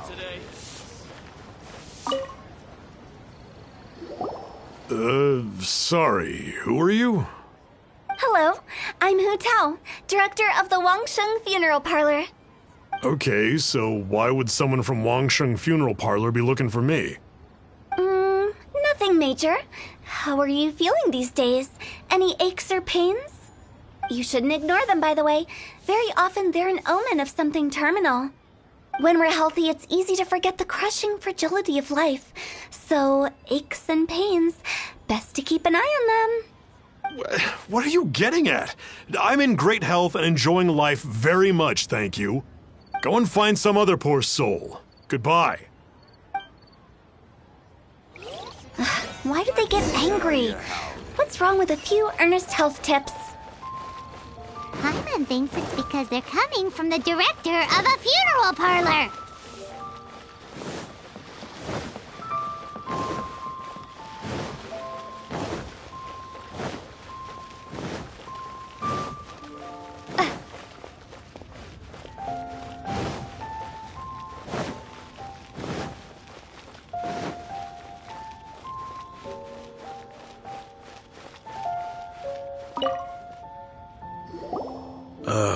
And you are? Be quick. I'm busy. Hello there. Would you be interested in understanding a bit about our services at the Wangsheng Funeral Parlor? Wangsheng Funeral Parlor? I'm not in need of your services. So you're out here looking for new customers? Don't you think this might be a bit of a crass way of going about it? Hardly. Isn't this the fashion these days? Bring the service to the customer and all that. I'm not sure it's every service that falls into that. Anyway, please bother someone else if you don't mind. Another failure. Still, not the end of the world. Paimon's curious. Does this approach ever work out for you?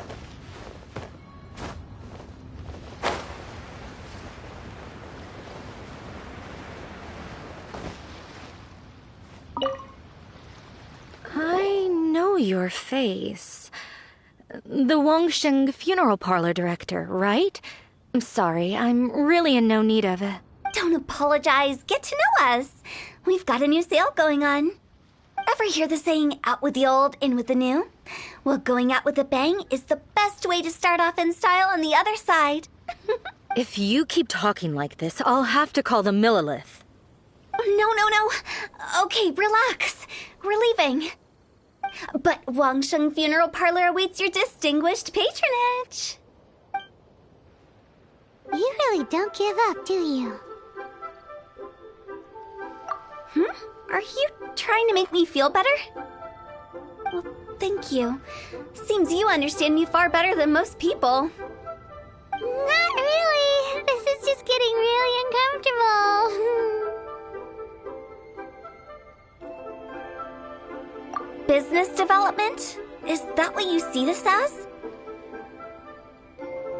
Surely you don't think all that was business development? Then what was it exactly? Traumatization for its own sake? No. The business development ended after the discussion with the Adventurers Guild. I was helping to find somebody for Meng. You remember Big G? As it turns out, the Big G that Meng is looking for is a ghost adrift in the mortal realm. The three we saw just now were all people I suspected of being followed by Big G, but having seen them, I didn't sense the presence of anything otherworldly. So we just had a quick chat, and I left it at that.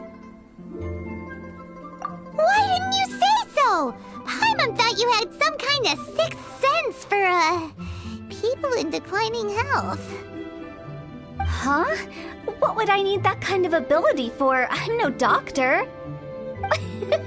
Were you seriously hoping that the director of the Wangsheng Funeral Parlor was going to start healing people, or...? Paimon was trying to subtly imply that... never mind. Paimon wouldn't know how to explain subtlety in a way you'd understand. Well, let's leave that for now and head back to Wangsheng Funeral Parlor. This Big G matter is very closely linked to Meng.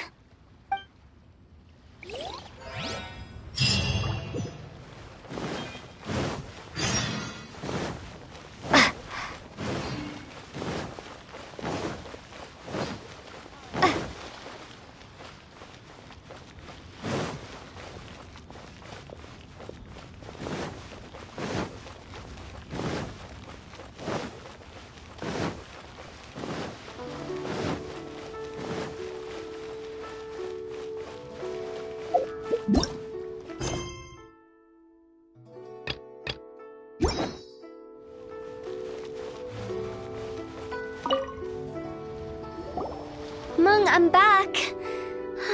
I'm afraid we're still no closer to finding Big G. I see. Well, I'm just sorry for the trouble. I've already searched in all the likely places. is this Big G anyway? I guess I should start at the beginning. My home was in the vicinity of Wuwang Hill. In my youth, I had a good many friends there. Big G was one of them. We were the best of friends. Inseparable, really. But one day, there was an accident. And that was the end of him. I've never forgotten. Too many memories, I suppose. I often return to Wuwang Hill. But recently, after one such visit, I started to feel strange. Now, every night, Big G appears in my dreams. I can't help but wonder, did I disturb him somehow? Perhaps. I don't have proof, but I can't stop worrying. I get more anxious every day. How would I ever come to terms with my childhood friend becoming an evil spirit? That's why he joined Wangsheng Funeral Parlor. In place of a salary, I'm helping him deal with this matter. And in fact, what Meng has said is entirely plausible. Spirits on occasion do find a way into our world. But as for evil spirits, I think you're scaring yourself. Even I have only encountered malevolent forces a handful of times. But are you sure there's no danger? I couldn't bear for him to go around harming people. You see what I mean? Look at the state of him. If we can't find Big G, it'll eat away at Meng forever. Those people we found today were also Meng's childhood friends. I thought there was a good chance Big G might have hidden among them. But here we are, empty-handed. Wuwang Hill, childhood friends? Seems like we're out of leads. Sorry, excuse me. Is this Wangsheng Funeral Parlor? My name's Luo Chung. I've had this awful feeling recently, like something's staring at me. Some of my friends and I went to Wuwang Hill the other day on a dare. After I returned home, I fell ill. I've been having recurring nightmares, but the doctors can't find anything wrong with me. I think that it's a curse, right? I've been cursed by a demon. Say no more. There's no doubt it's a demonic curse, all right, and a serious one at that. You believe so too? Then it's just like they say in the tales of old. The vengeful spirits of the gods who fell in the Archon War return to cast their evil curses upon mortals. And if the curse isn't lifted, it will burn through the body, laying waste to flesh and bone. Oh, what a wretched end! The symptoms I'm having are just like those described in the tales. Wuwang Hill? No, I don't think it was a curse. It was probably just Big G. Hold your horses, both of you. There's no need to creep each other out. Isn't that exactly what you like to do, though? Wangsheng Funeral Parlor specializes in demonic stuff like this, right? Help me, I beg you. I'm too young to die. All right, don't panic. Leave it to me. You've come to the right person. However, in order to lift the curse, we need a suitable location, and we need to make some preparations. Come with me, my trusty assistants. I'm going to need your help. I guess I'll come too. Help him make the preparations first. The incense exorcism, the one I taught you. When you're ready, come and find me. Once we've finished with this, we'll get back to the Big G matter. Okay, I guess. Right. Let's go.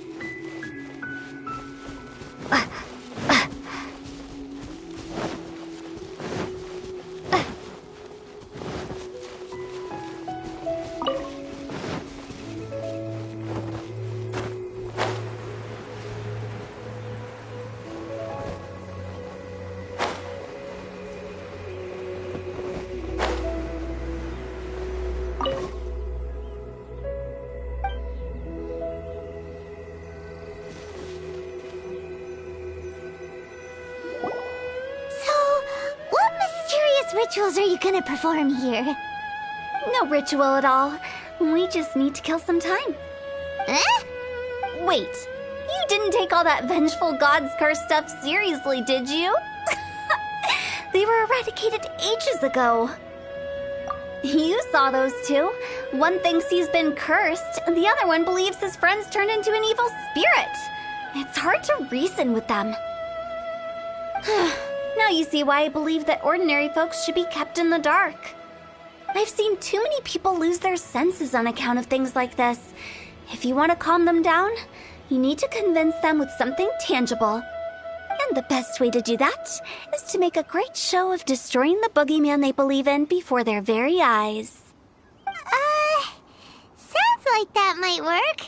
If you were trying to cheer up a 3-year-old. Why would you ask that? Paimon just wants to know why we can't tell everyone the truth. Because you can't guarantee that telling an ignorant person the truth will improve the situation instead of exacerbating it. What I can do is pretend to pull back anyone who believes their time is nigh. But since the curse is imaginary, our fix will also be make-believe. Makes sense. But why would anyone believe that it's a curse? Do you know the history of the Yaksha? They once fought against the ancient gods. They fought brilliantly in a battle that engulfed the whole world in darkness.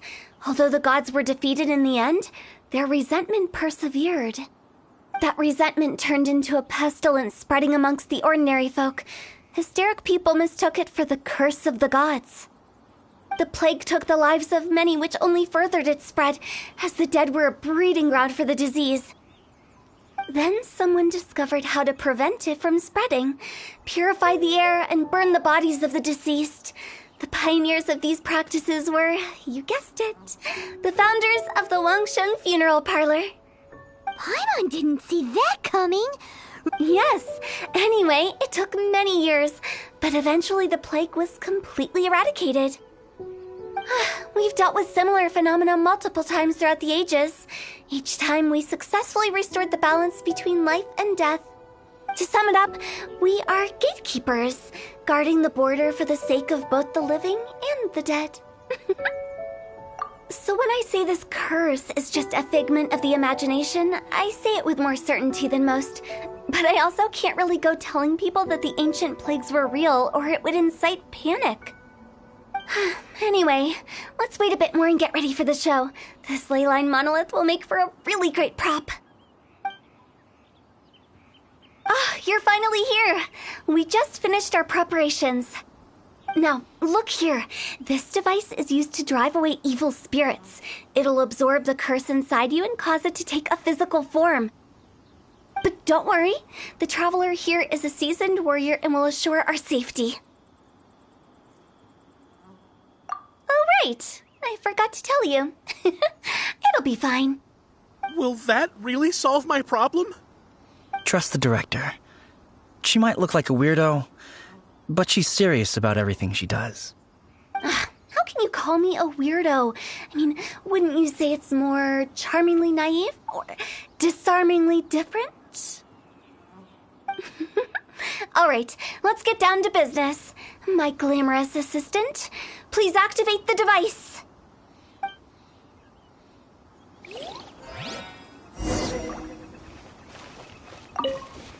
Is it really possible to materialize the curse? Yeah. Mom. I must live. Someone needs. I'm counting on you. Out of the frying pan.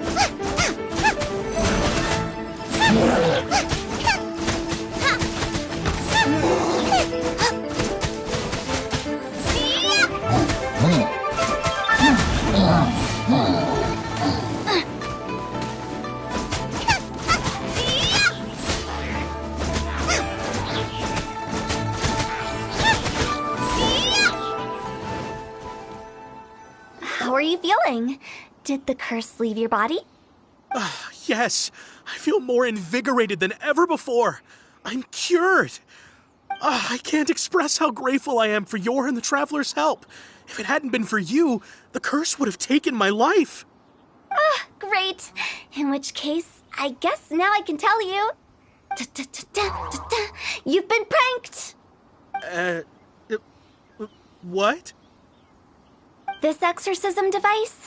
People like you wouldn't recognize it, but it's just an old ley line monolith deceptively effective at attracting monsters.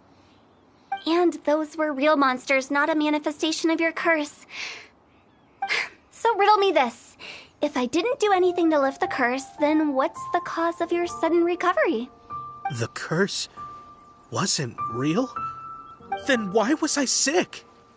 Well, you caught a cold, ate something bad, or just scared yourself sick. It's anyone's guess, but I'm leaning towards the last option. Wouldn't be the first time in my career. How unexpected. I also didn't expect that, but still, I'd like to thank you. Don't mention it. I found a way to deal with your fears this time, but I can't do it over and over again, so I'd appreciate it if you try not to give in to superstitions in the future. Human life is short. Enjoy it while it lasts. Wow, what a weird thing to say. I shall head back. I'm sorry for troubling you. I feel relieved to see that it wasn't Big G's doing. However, unless he crosses the border, there will be no end to his antics. Since we are done with the matter at hand, can we resume our search for Big G? I believe that won't be needed. He found us first. Big G? I didn't mean to bother you. Any of you. This is Big G? He's just a child? Oh, well, he is a spirit. It's quite normal that he looks just like he did when he left this world.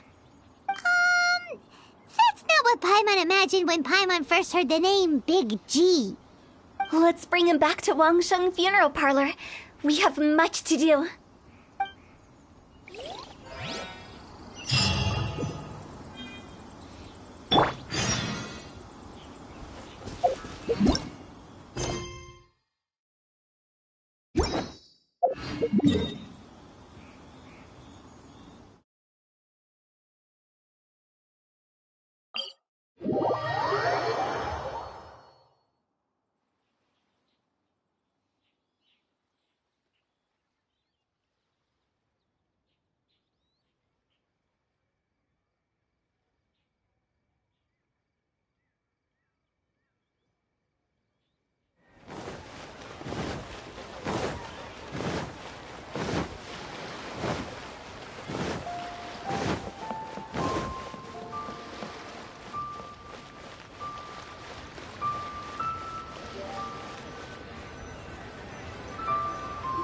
After all that's happened, Paimon's not even sure what's going on anymore.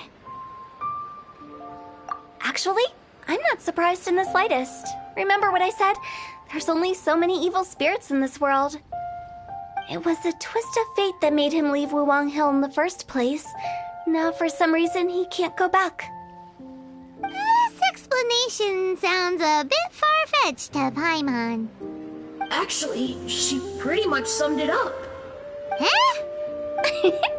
Don't ever question my professional instincts. I just wanted to check up on my friends. That's why I came to Liyue Harbor. I promise I wasn't up to any mischief. I never wanted to scare anyone. A few days ago, some people came to Wuwang Hill on a dare. I heard them saying they'd come from Liyue Harbor, so I followed one of them back and ended up here. Ah, it must have been poor Luo Cheng that you followed. Maybe he didn't notice you, but he could still feel your presence. Now we know what caused his nightmares. I was discovered? Well, I assume so, otherwise he wouldn't have been scared half to death. Yeah, Hu Tao and Meng were searching for you all over the place. Oh, that's because I couldn't find them. It's my first time in Liyue Harbor, and I got lost in the city. Now that you mention it, Big G always had a poor sense of direction. When we were kids, he'd never go down the hill by himself. We always had to lead him. So, all of this was just because you got lost? Why didn't you just fly? Like any other ghost or spirit? Don't you think it's much easier to find your way from up above? I can't. It's too high for me. I'd get scared. That's right, yes. He used to be so afraid of heights that he wouldn't even so much as look down the hill. You haven't changed a bit. I knew I wasn't supposed to show myself to the living, and with so many people walking around Liyue Harbor, my only choice was to hide. I wouldn't have found you if it weren't for the Leyline Monolith's call. I'm so relieved that you haven't become an evil spirit. Like I said, don't ever doubt my professional instincts. Now, all we have to do is escort this lost child back to Wuang Hill, and we should be done and dusted. But he just said he wanted to visit his friends. Apart from me, there's also Little Wu, Mumu, and Songzi. Well, if that's the case, we can't let him down. We'll ask them all to help us prepare a farewell ceremony for Big G. Meng and I will escort Big G back to Wuang Hill. You meet with those three and ask them for keepsakes to symbolize each one of them during the ritual, then come and find us. They're all friends. Can't we just go there all together? Or maybe we can take Big G to them. That's not a good idea. I don't want to scare them. I wouldn't want ordinary folks to become superstitious. The less they know, the better. So be careful what you say when you collect the keepsakes. Are we really going with Hu Tao's plan? At least by keeping things low-key, we won't be giving anyone nightmares.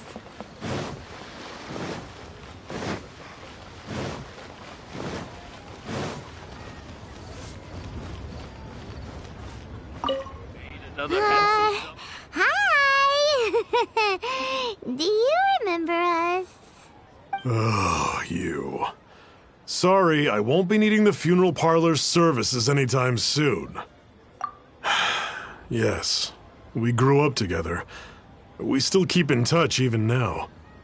I don't know why he started working for Wangsheng Funeral Parlor.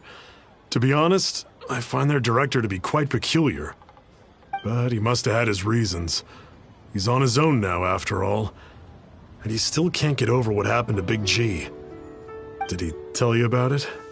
Yeah, he did. If you could pick one thing to give to Big G as a keepsake, what would you choose?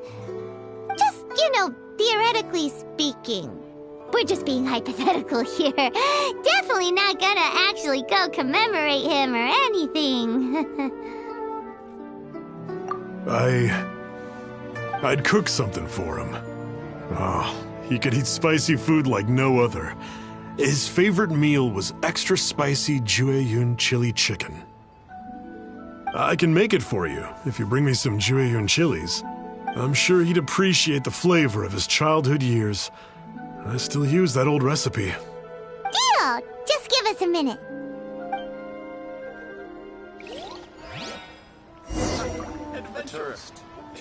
Jueyun chilies are a common sight in Liyue. I can rustle that dish up in no time. Great, this should be enough. I'll get started on the Jueyun chili chicken. I guess you've got other folks to track down? When everyone's ready, I'll get the dish over to you. Great! See you later! How did he know about the others?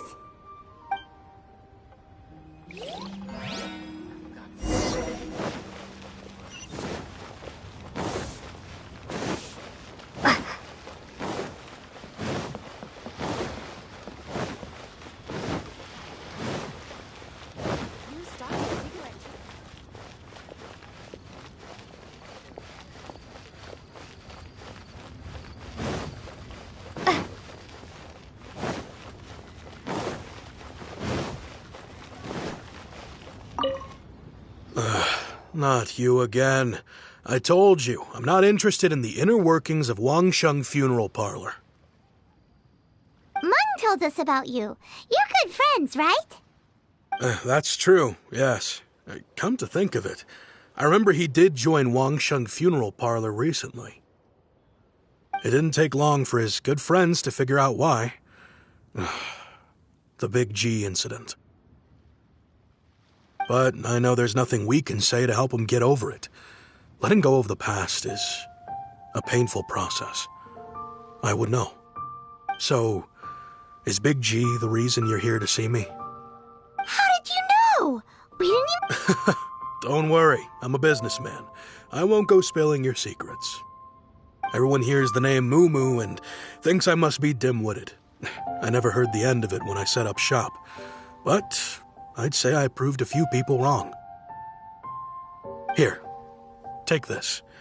It's a top-of-the-line toy box we all dreamed of owning as kids. Back then, none of us could afford it. We were penniless. Today, business is booming. I ended up buying loads of these. It was a dream come true. Wow, you must be like super rich. For me, it's a memento of a childhood long gone. Without it, we wouldn't be where we are today. So, having found me, I guess you'll be looking for Little Wu and Songza next. Mm-hmm. We already saw Little Wu. Now we gotta find Songza. I see. If it's Songza you're after, let's meet at the overpass at Feiyun Slope. It's just above the staircase leading down to the dock. I've got an errand to run. I'll come find you as soon as I'm done.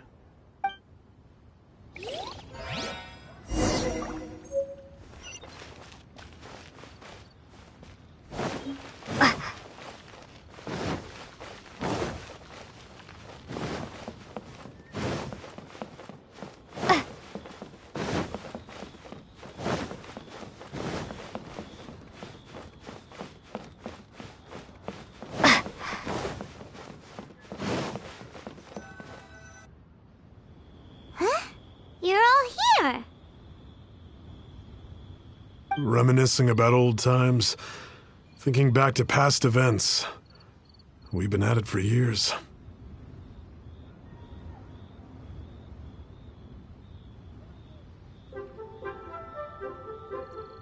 Our hometown was completely destroyed in a disaster, so we've got nowhere to go back to. Now, home is wherever friends are. They've just been telling me you're looking for keepsakes? I make artisan Xiao lanterns down by Liyue Harbor. I guess they represent me better than anything. A few days ago, I bought some quality Plostrite shards. They're currently all in the warehouse at the dock. I've already spoken to the manager. Could I ask you to retrieve them for me? Seems like you already know what's going on. Be back in a jiffy.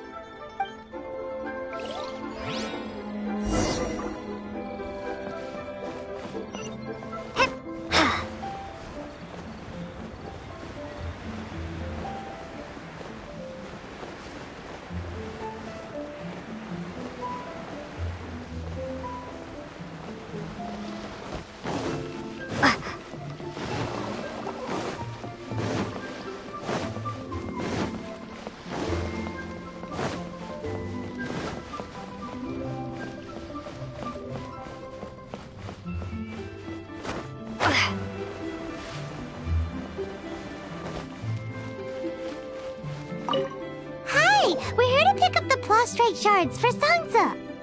I think she mentioned it. Yes, here you are on the register. No problem. The Plostrite shards are over in that crate there. Please, help yourselves. Rose wells up inside of me.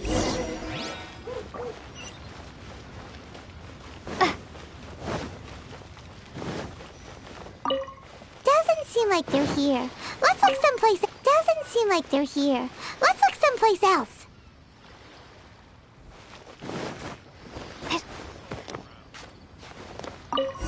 These look like what Songza was talking about. Let's head back.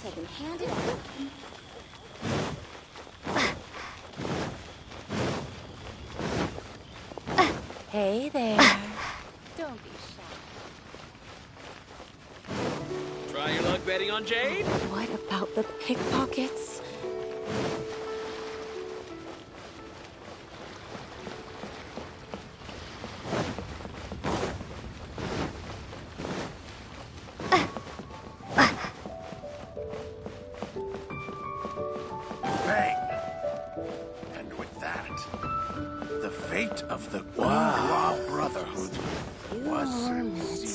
best.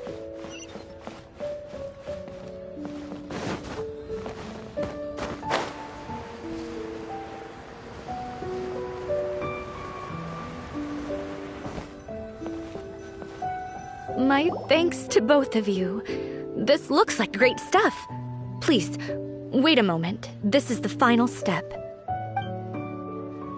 Okay, there we go. I wrote all 5 of our names inside the lantern. You know, during the annual lantern rite, we all release a lantern like this. No matter what the days may bring, whichever roads we choose to take, while this rite remains observed, each of us remains the same. As for the matter of Big G, the 3 of us have discussed amongst ourselves and agreed we won't press you on it. But if you get the chance, please let him know we're doing well, and that the things we once spoke of, they've all come to pass. Thank you. We'll pass it on. Big G is lucky to have friends like you. We got everything we need. Let's go to Wuwang Hill and find Hu Tao and the others.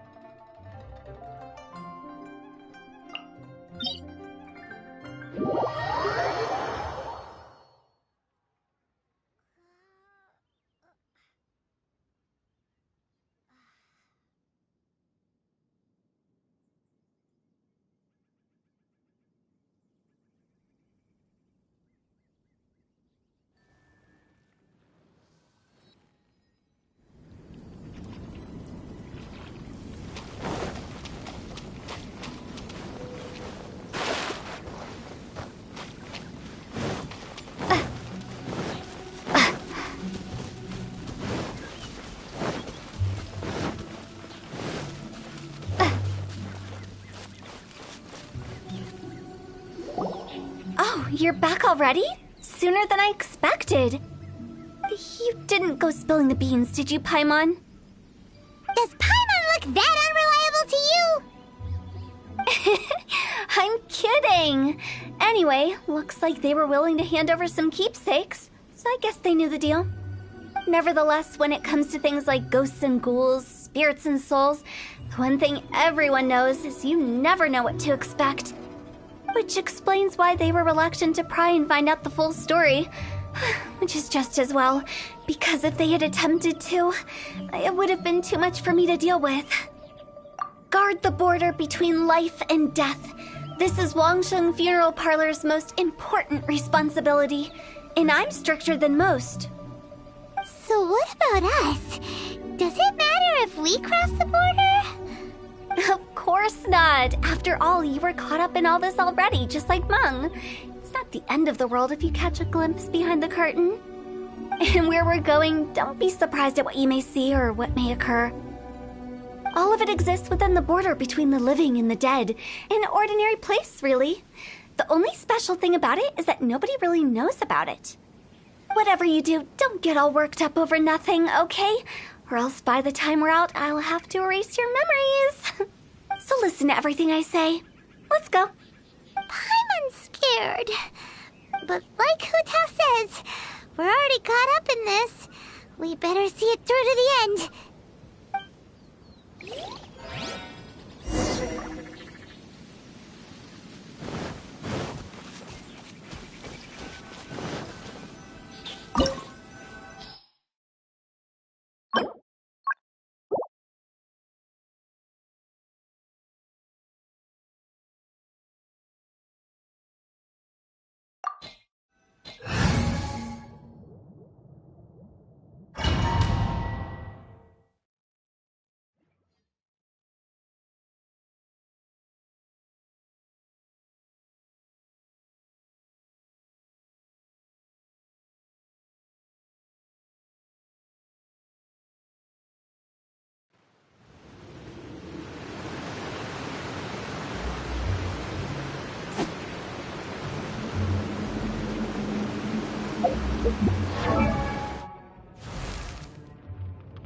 Silly churl, Billy churl, silly Billy, hilly churl.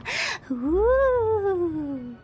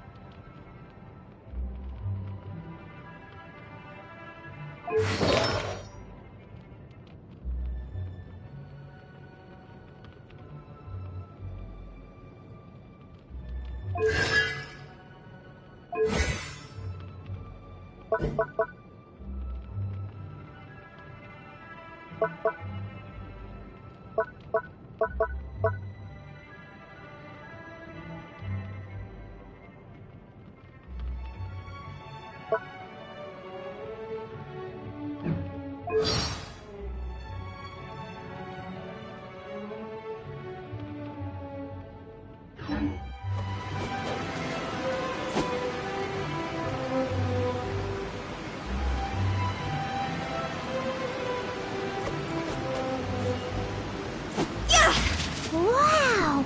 What is this place? Somewhere close to death, but not like the hell or underworld from the tales of old. This is just a place where the ley lines tend to go a little bit haywire. So keep your cool. Follow me. The farewell ceremony site is just up ahead.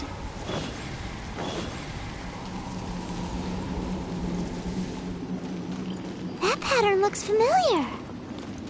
From the right angle, you can make out the whole thing. Oh, just like last time.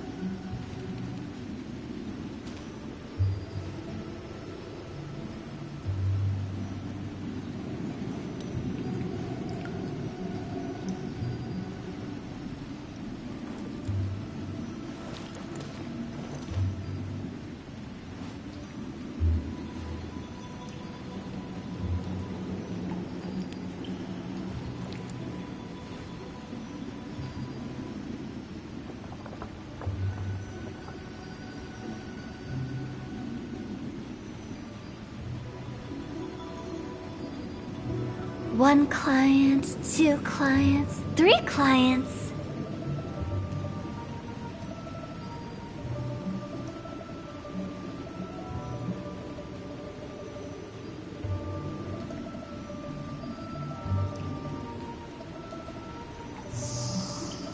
Huh?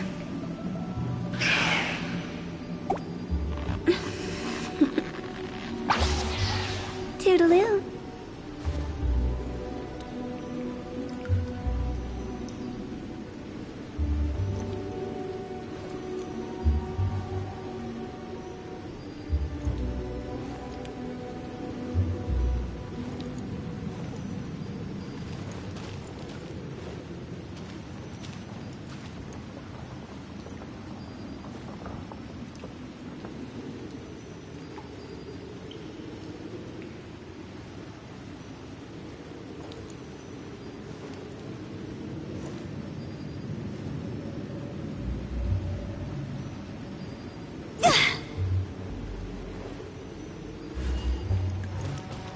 Phew!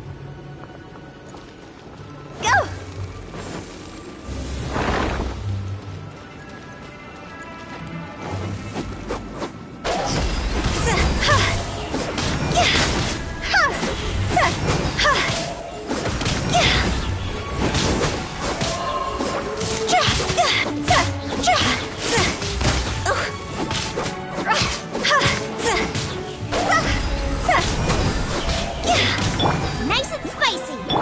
Leave it all to me.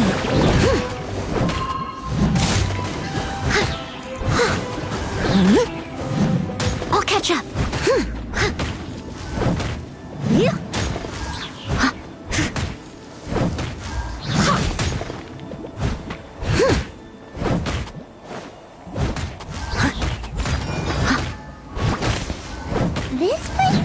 feel at peace. That's why it's named the border. You can't just cross whenever you please. You need to have a little... how do people normally put it? Pomp and ceremony? I'm pretty sure that's not how people put it.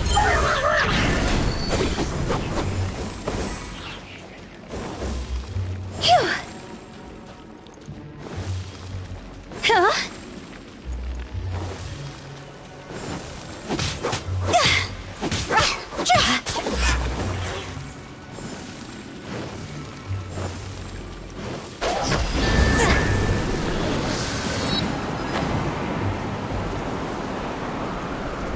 By the way, I imagine Adventurers Guild members are good at making order of things. See if you can find a way to get the right things into the right places. Usually it requires a bit of destruction as well as elemental reactions. On your marks. You talking to us?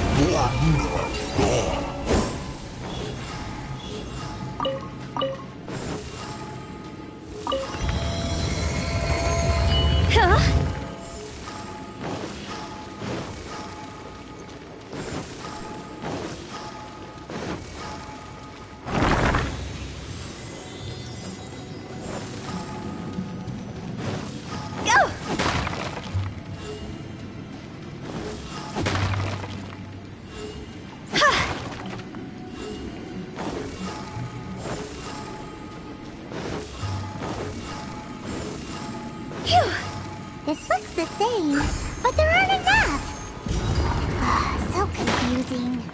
Let's have a look around. Or up ahead.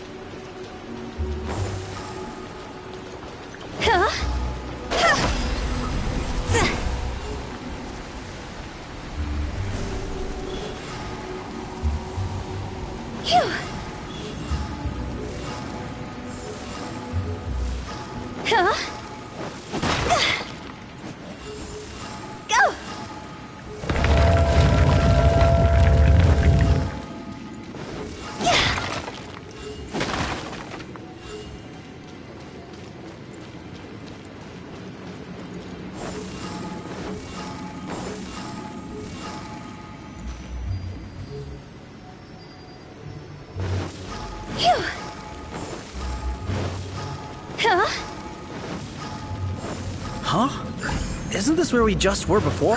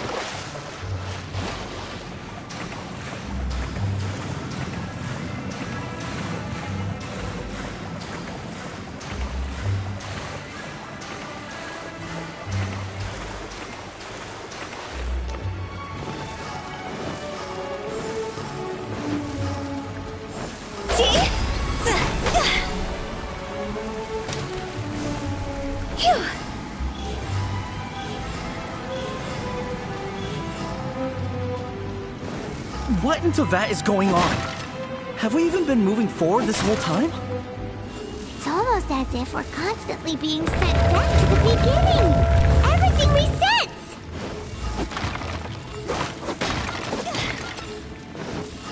Go! Huh? We're stuck! The spirits have trapped us! Don't be daft. You've put my mind at rest. Seems it's not easy for ordinary folks to cross over. So you set us up? Yeah. If you don't have enough, then why not just carry it through a few more times?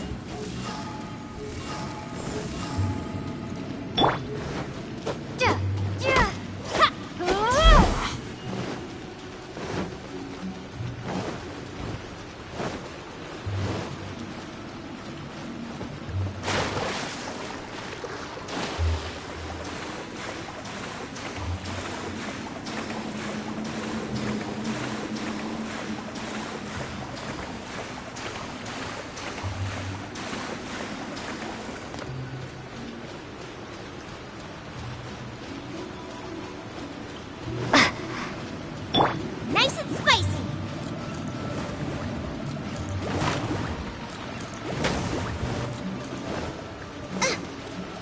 Race you.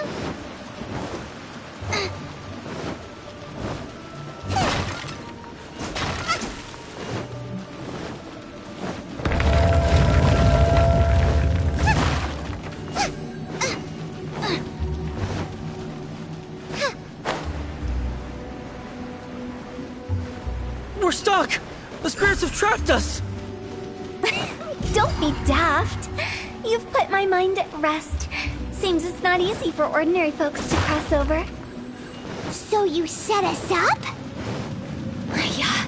If you don't have enough, then why not just carry it through a few more times?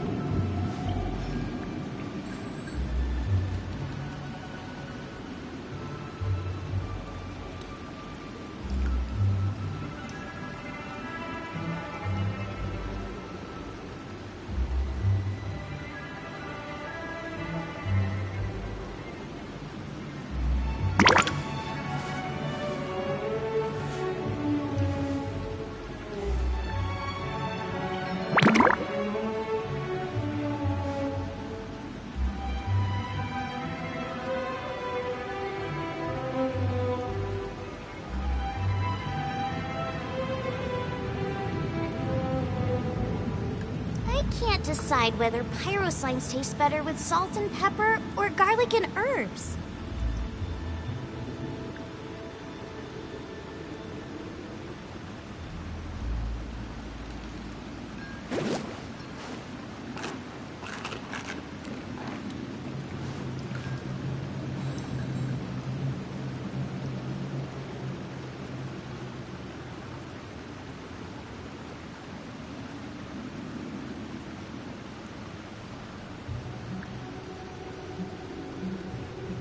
time for a quick snack? I'll whip one up in no time.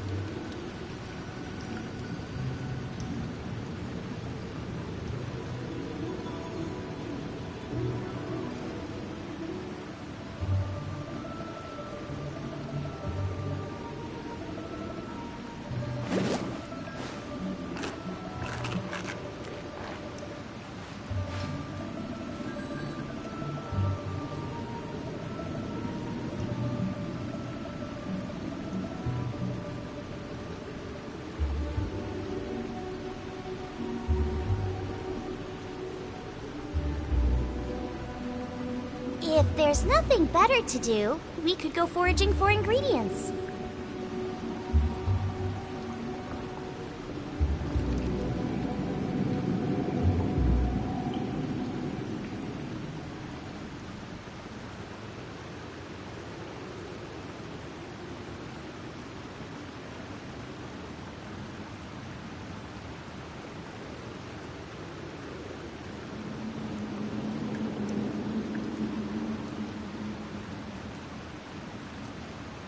I can't decide whether pyro slimes taste better with salt and pepper or garlic and herbs.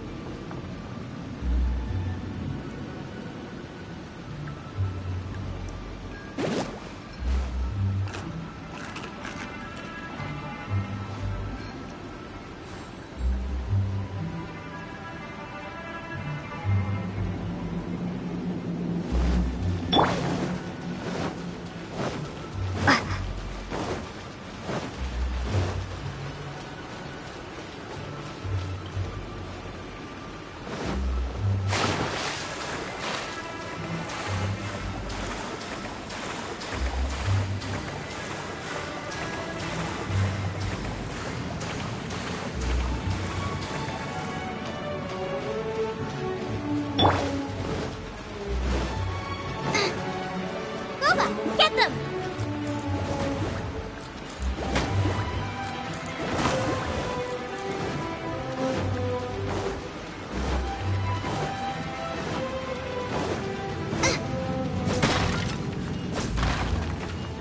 Race you!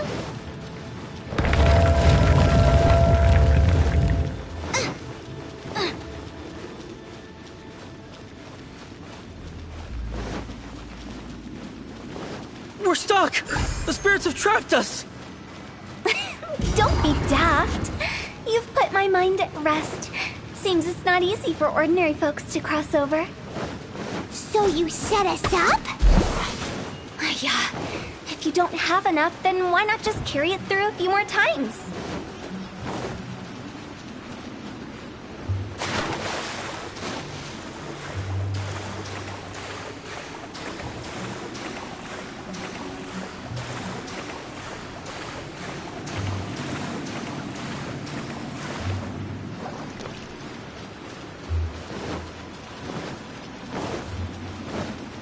Nice and spicy.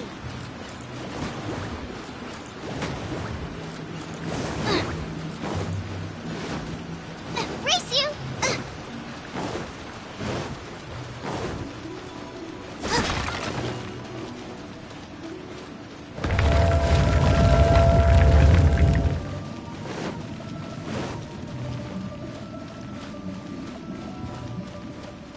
Race you! We're stuck! The spirits have trapped us! Don't be daft. You've put my mind at rest. Seems it's not easy for ordinary folks to cross over. So you set us up? Yeah. If you don't have enough, then why not just carry it through a few more times?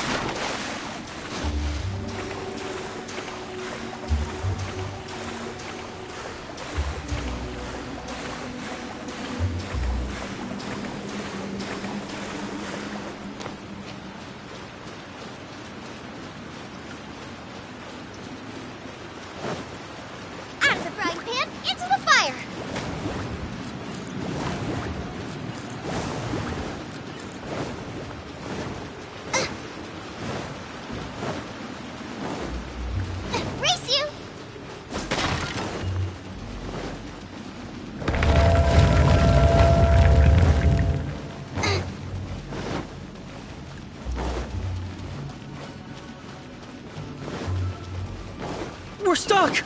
The spirits have trapped us! Don't be daft. You've put my mind at rest. Seems it's not easy for ordinary folks to cross over. So you set us up? Yeah. If you don't have enough, then why not just carry it through a few more times?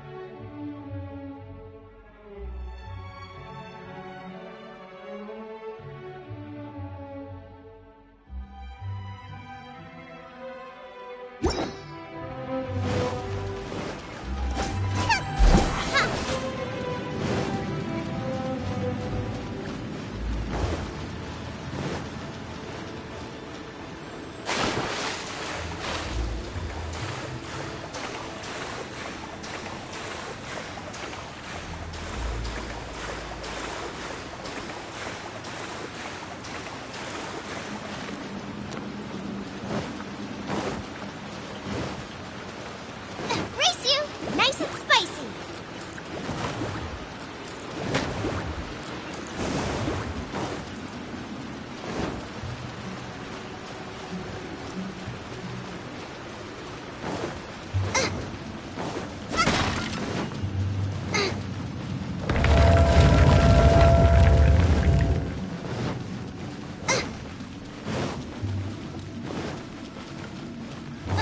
We're stuck!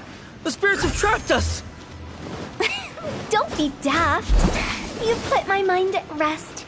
Seems it's not easy for ordinary folks to cross over. So you set us up? Yeah. If you don't have enough, then why not just carry it through a few more times?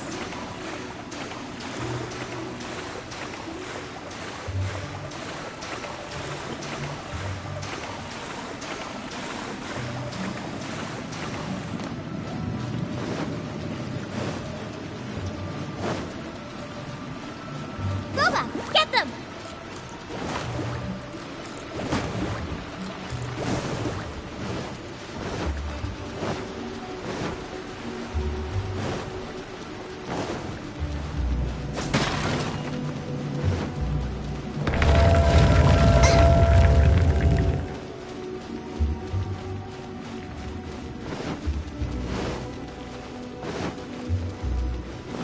We're stuck! The spirits have trapped us! Don't be daft. You've put my mind at rest.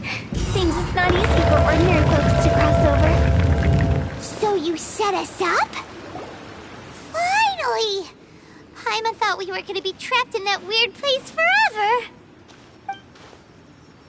That's exactly the point. Trespassers end up running scared.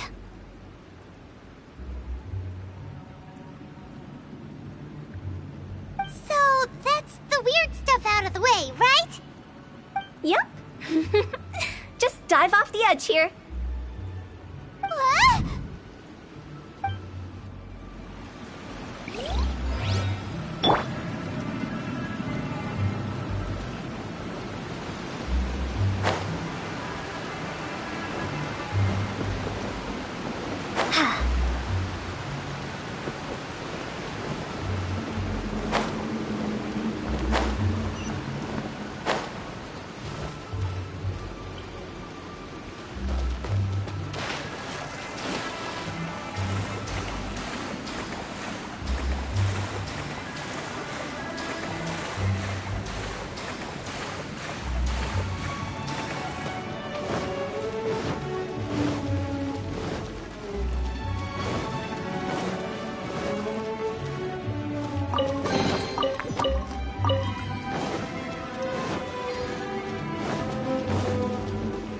Welcome to the farewell ceremony site. Our destination is just up ahead. I know you're excited, so feel free to have a look around and talk amongst yourselves. Soon you'll find that there's nothing special about this place. Are you clients? Apologies. This is just a little unexpected. Seeing that it was Hu Tao that brought you puts me at ease. But I'm afraid we don't have the means to entertain guests here. My name is Lan Si. I've been waiting for someone for a long time now. Exactly how long, I couldn't really say. Everyone says waiting is difficult. But walking, watching, talking to newcomers, and the old crowd, it helps to pass the time.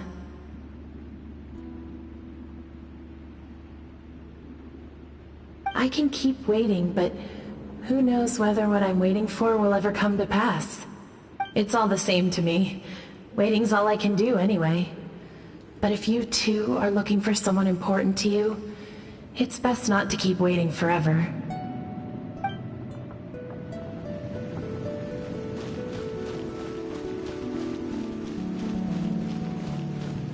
Are you new here? What a coincidence, so am I! I can't believe how nice the scenery is. I thought it'd be all pitch black and freezing cold with no sense of space or time. Here I can finally work out a lifetime of emotions. It's fantastic. Perhaps I just set my expectations too low.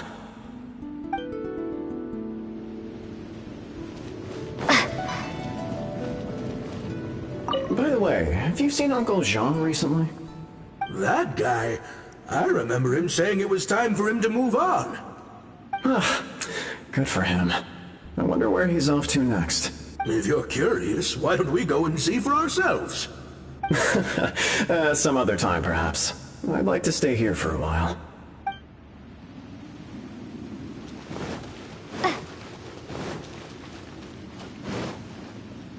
It's the lantern rite again. Wouldn't it be cool if we got to see the lanterns ourselves one day? You can make a wish without a lantern, you know. My mom told me. As long as you yell it really loud, your wish will come true in the future. Yell it? Isn't that kinda embarrassing? As soon as the first person yells, then everyone else just joins in, and nobody feels embarrassed anymore. That's right. Little Wu, you start. Alright, I wish I could open a massive restaurant with never-ending dishes and snacks, so I could enjoy you and chili chicken every day! That's your wish? If that's so funny, what's your wish? To get rich, of course. Do big business and make a load of Mora. With Mora, you can do whatever you want and be happy. Yeah, if you get rich, you can buy that super expensive toy box. Not just one. One for everyone. No, loads for everyone. Well, if Momo's gonna be a businessman, then I don't need to earn any money. Whoa, whoa, whoa. It's tough getting rich. Don't put all the pressure on me. As for me, I want to learn to make Ning Xiao lanterns. The big kind! And Xiao lanterns, too. I'll be the best artisan around. Yeah! That way we don't need to go to Liyue Harbor to release Xiao lanterns. Anyway, those are our wishes. Meng, Big G, what about you? Me? Huh? They all disappeared. Right when he was about to make his wish. It brings back so many memories. It's been so long. Everyone's all grown up. Have all those wishes really come true? We asked each of them for parting gifts for you. Little Wu's become a chef, Momo's a successful businessman, and Zongzi makes great Xiao lanterns. Really? Wow. We've never forgotten our childhood dreams. We've kept them in our hearts as a promise to each other. Anyway, time to release this lantern. Hey, take a hint. Let's give them some space to go over the good old days.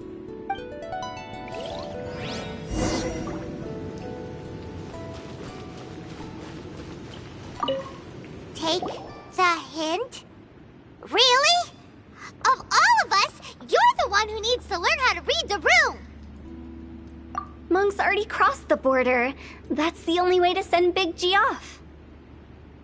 As I explained, Wangsheng Funeral Parlor was, once upon a time, more akin to a doctor's office than an actual funeral parlor.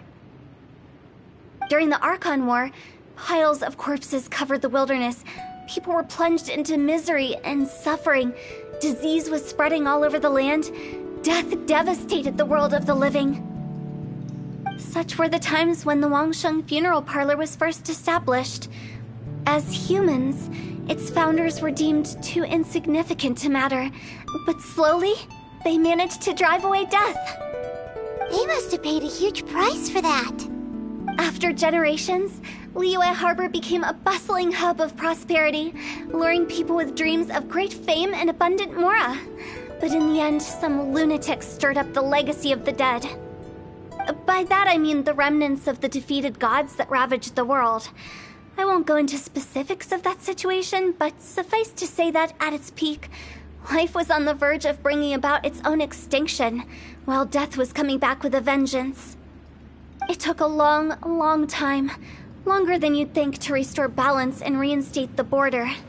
Without it, Liyue Harbor as we know it wouldn't be here today, neither would the Wangsheng Funeral Parlor, you or me. The previous directors all love to tell this one too, although, if you ask me, I think I tell it best. What you make of my words is up to you. I do hope that most of it flew over your heads, though.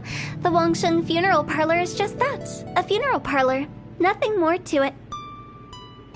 We live in peaceful times, but this harmonious coexistence between life and death should never be taken for granted. Huh? It's about time. Let's go. Let's take them to the place where all begins and all goes to rest.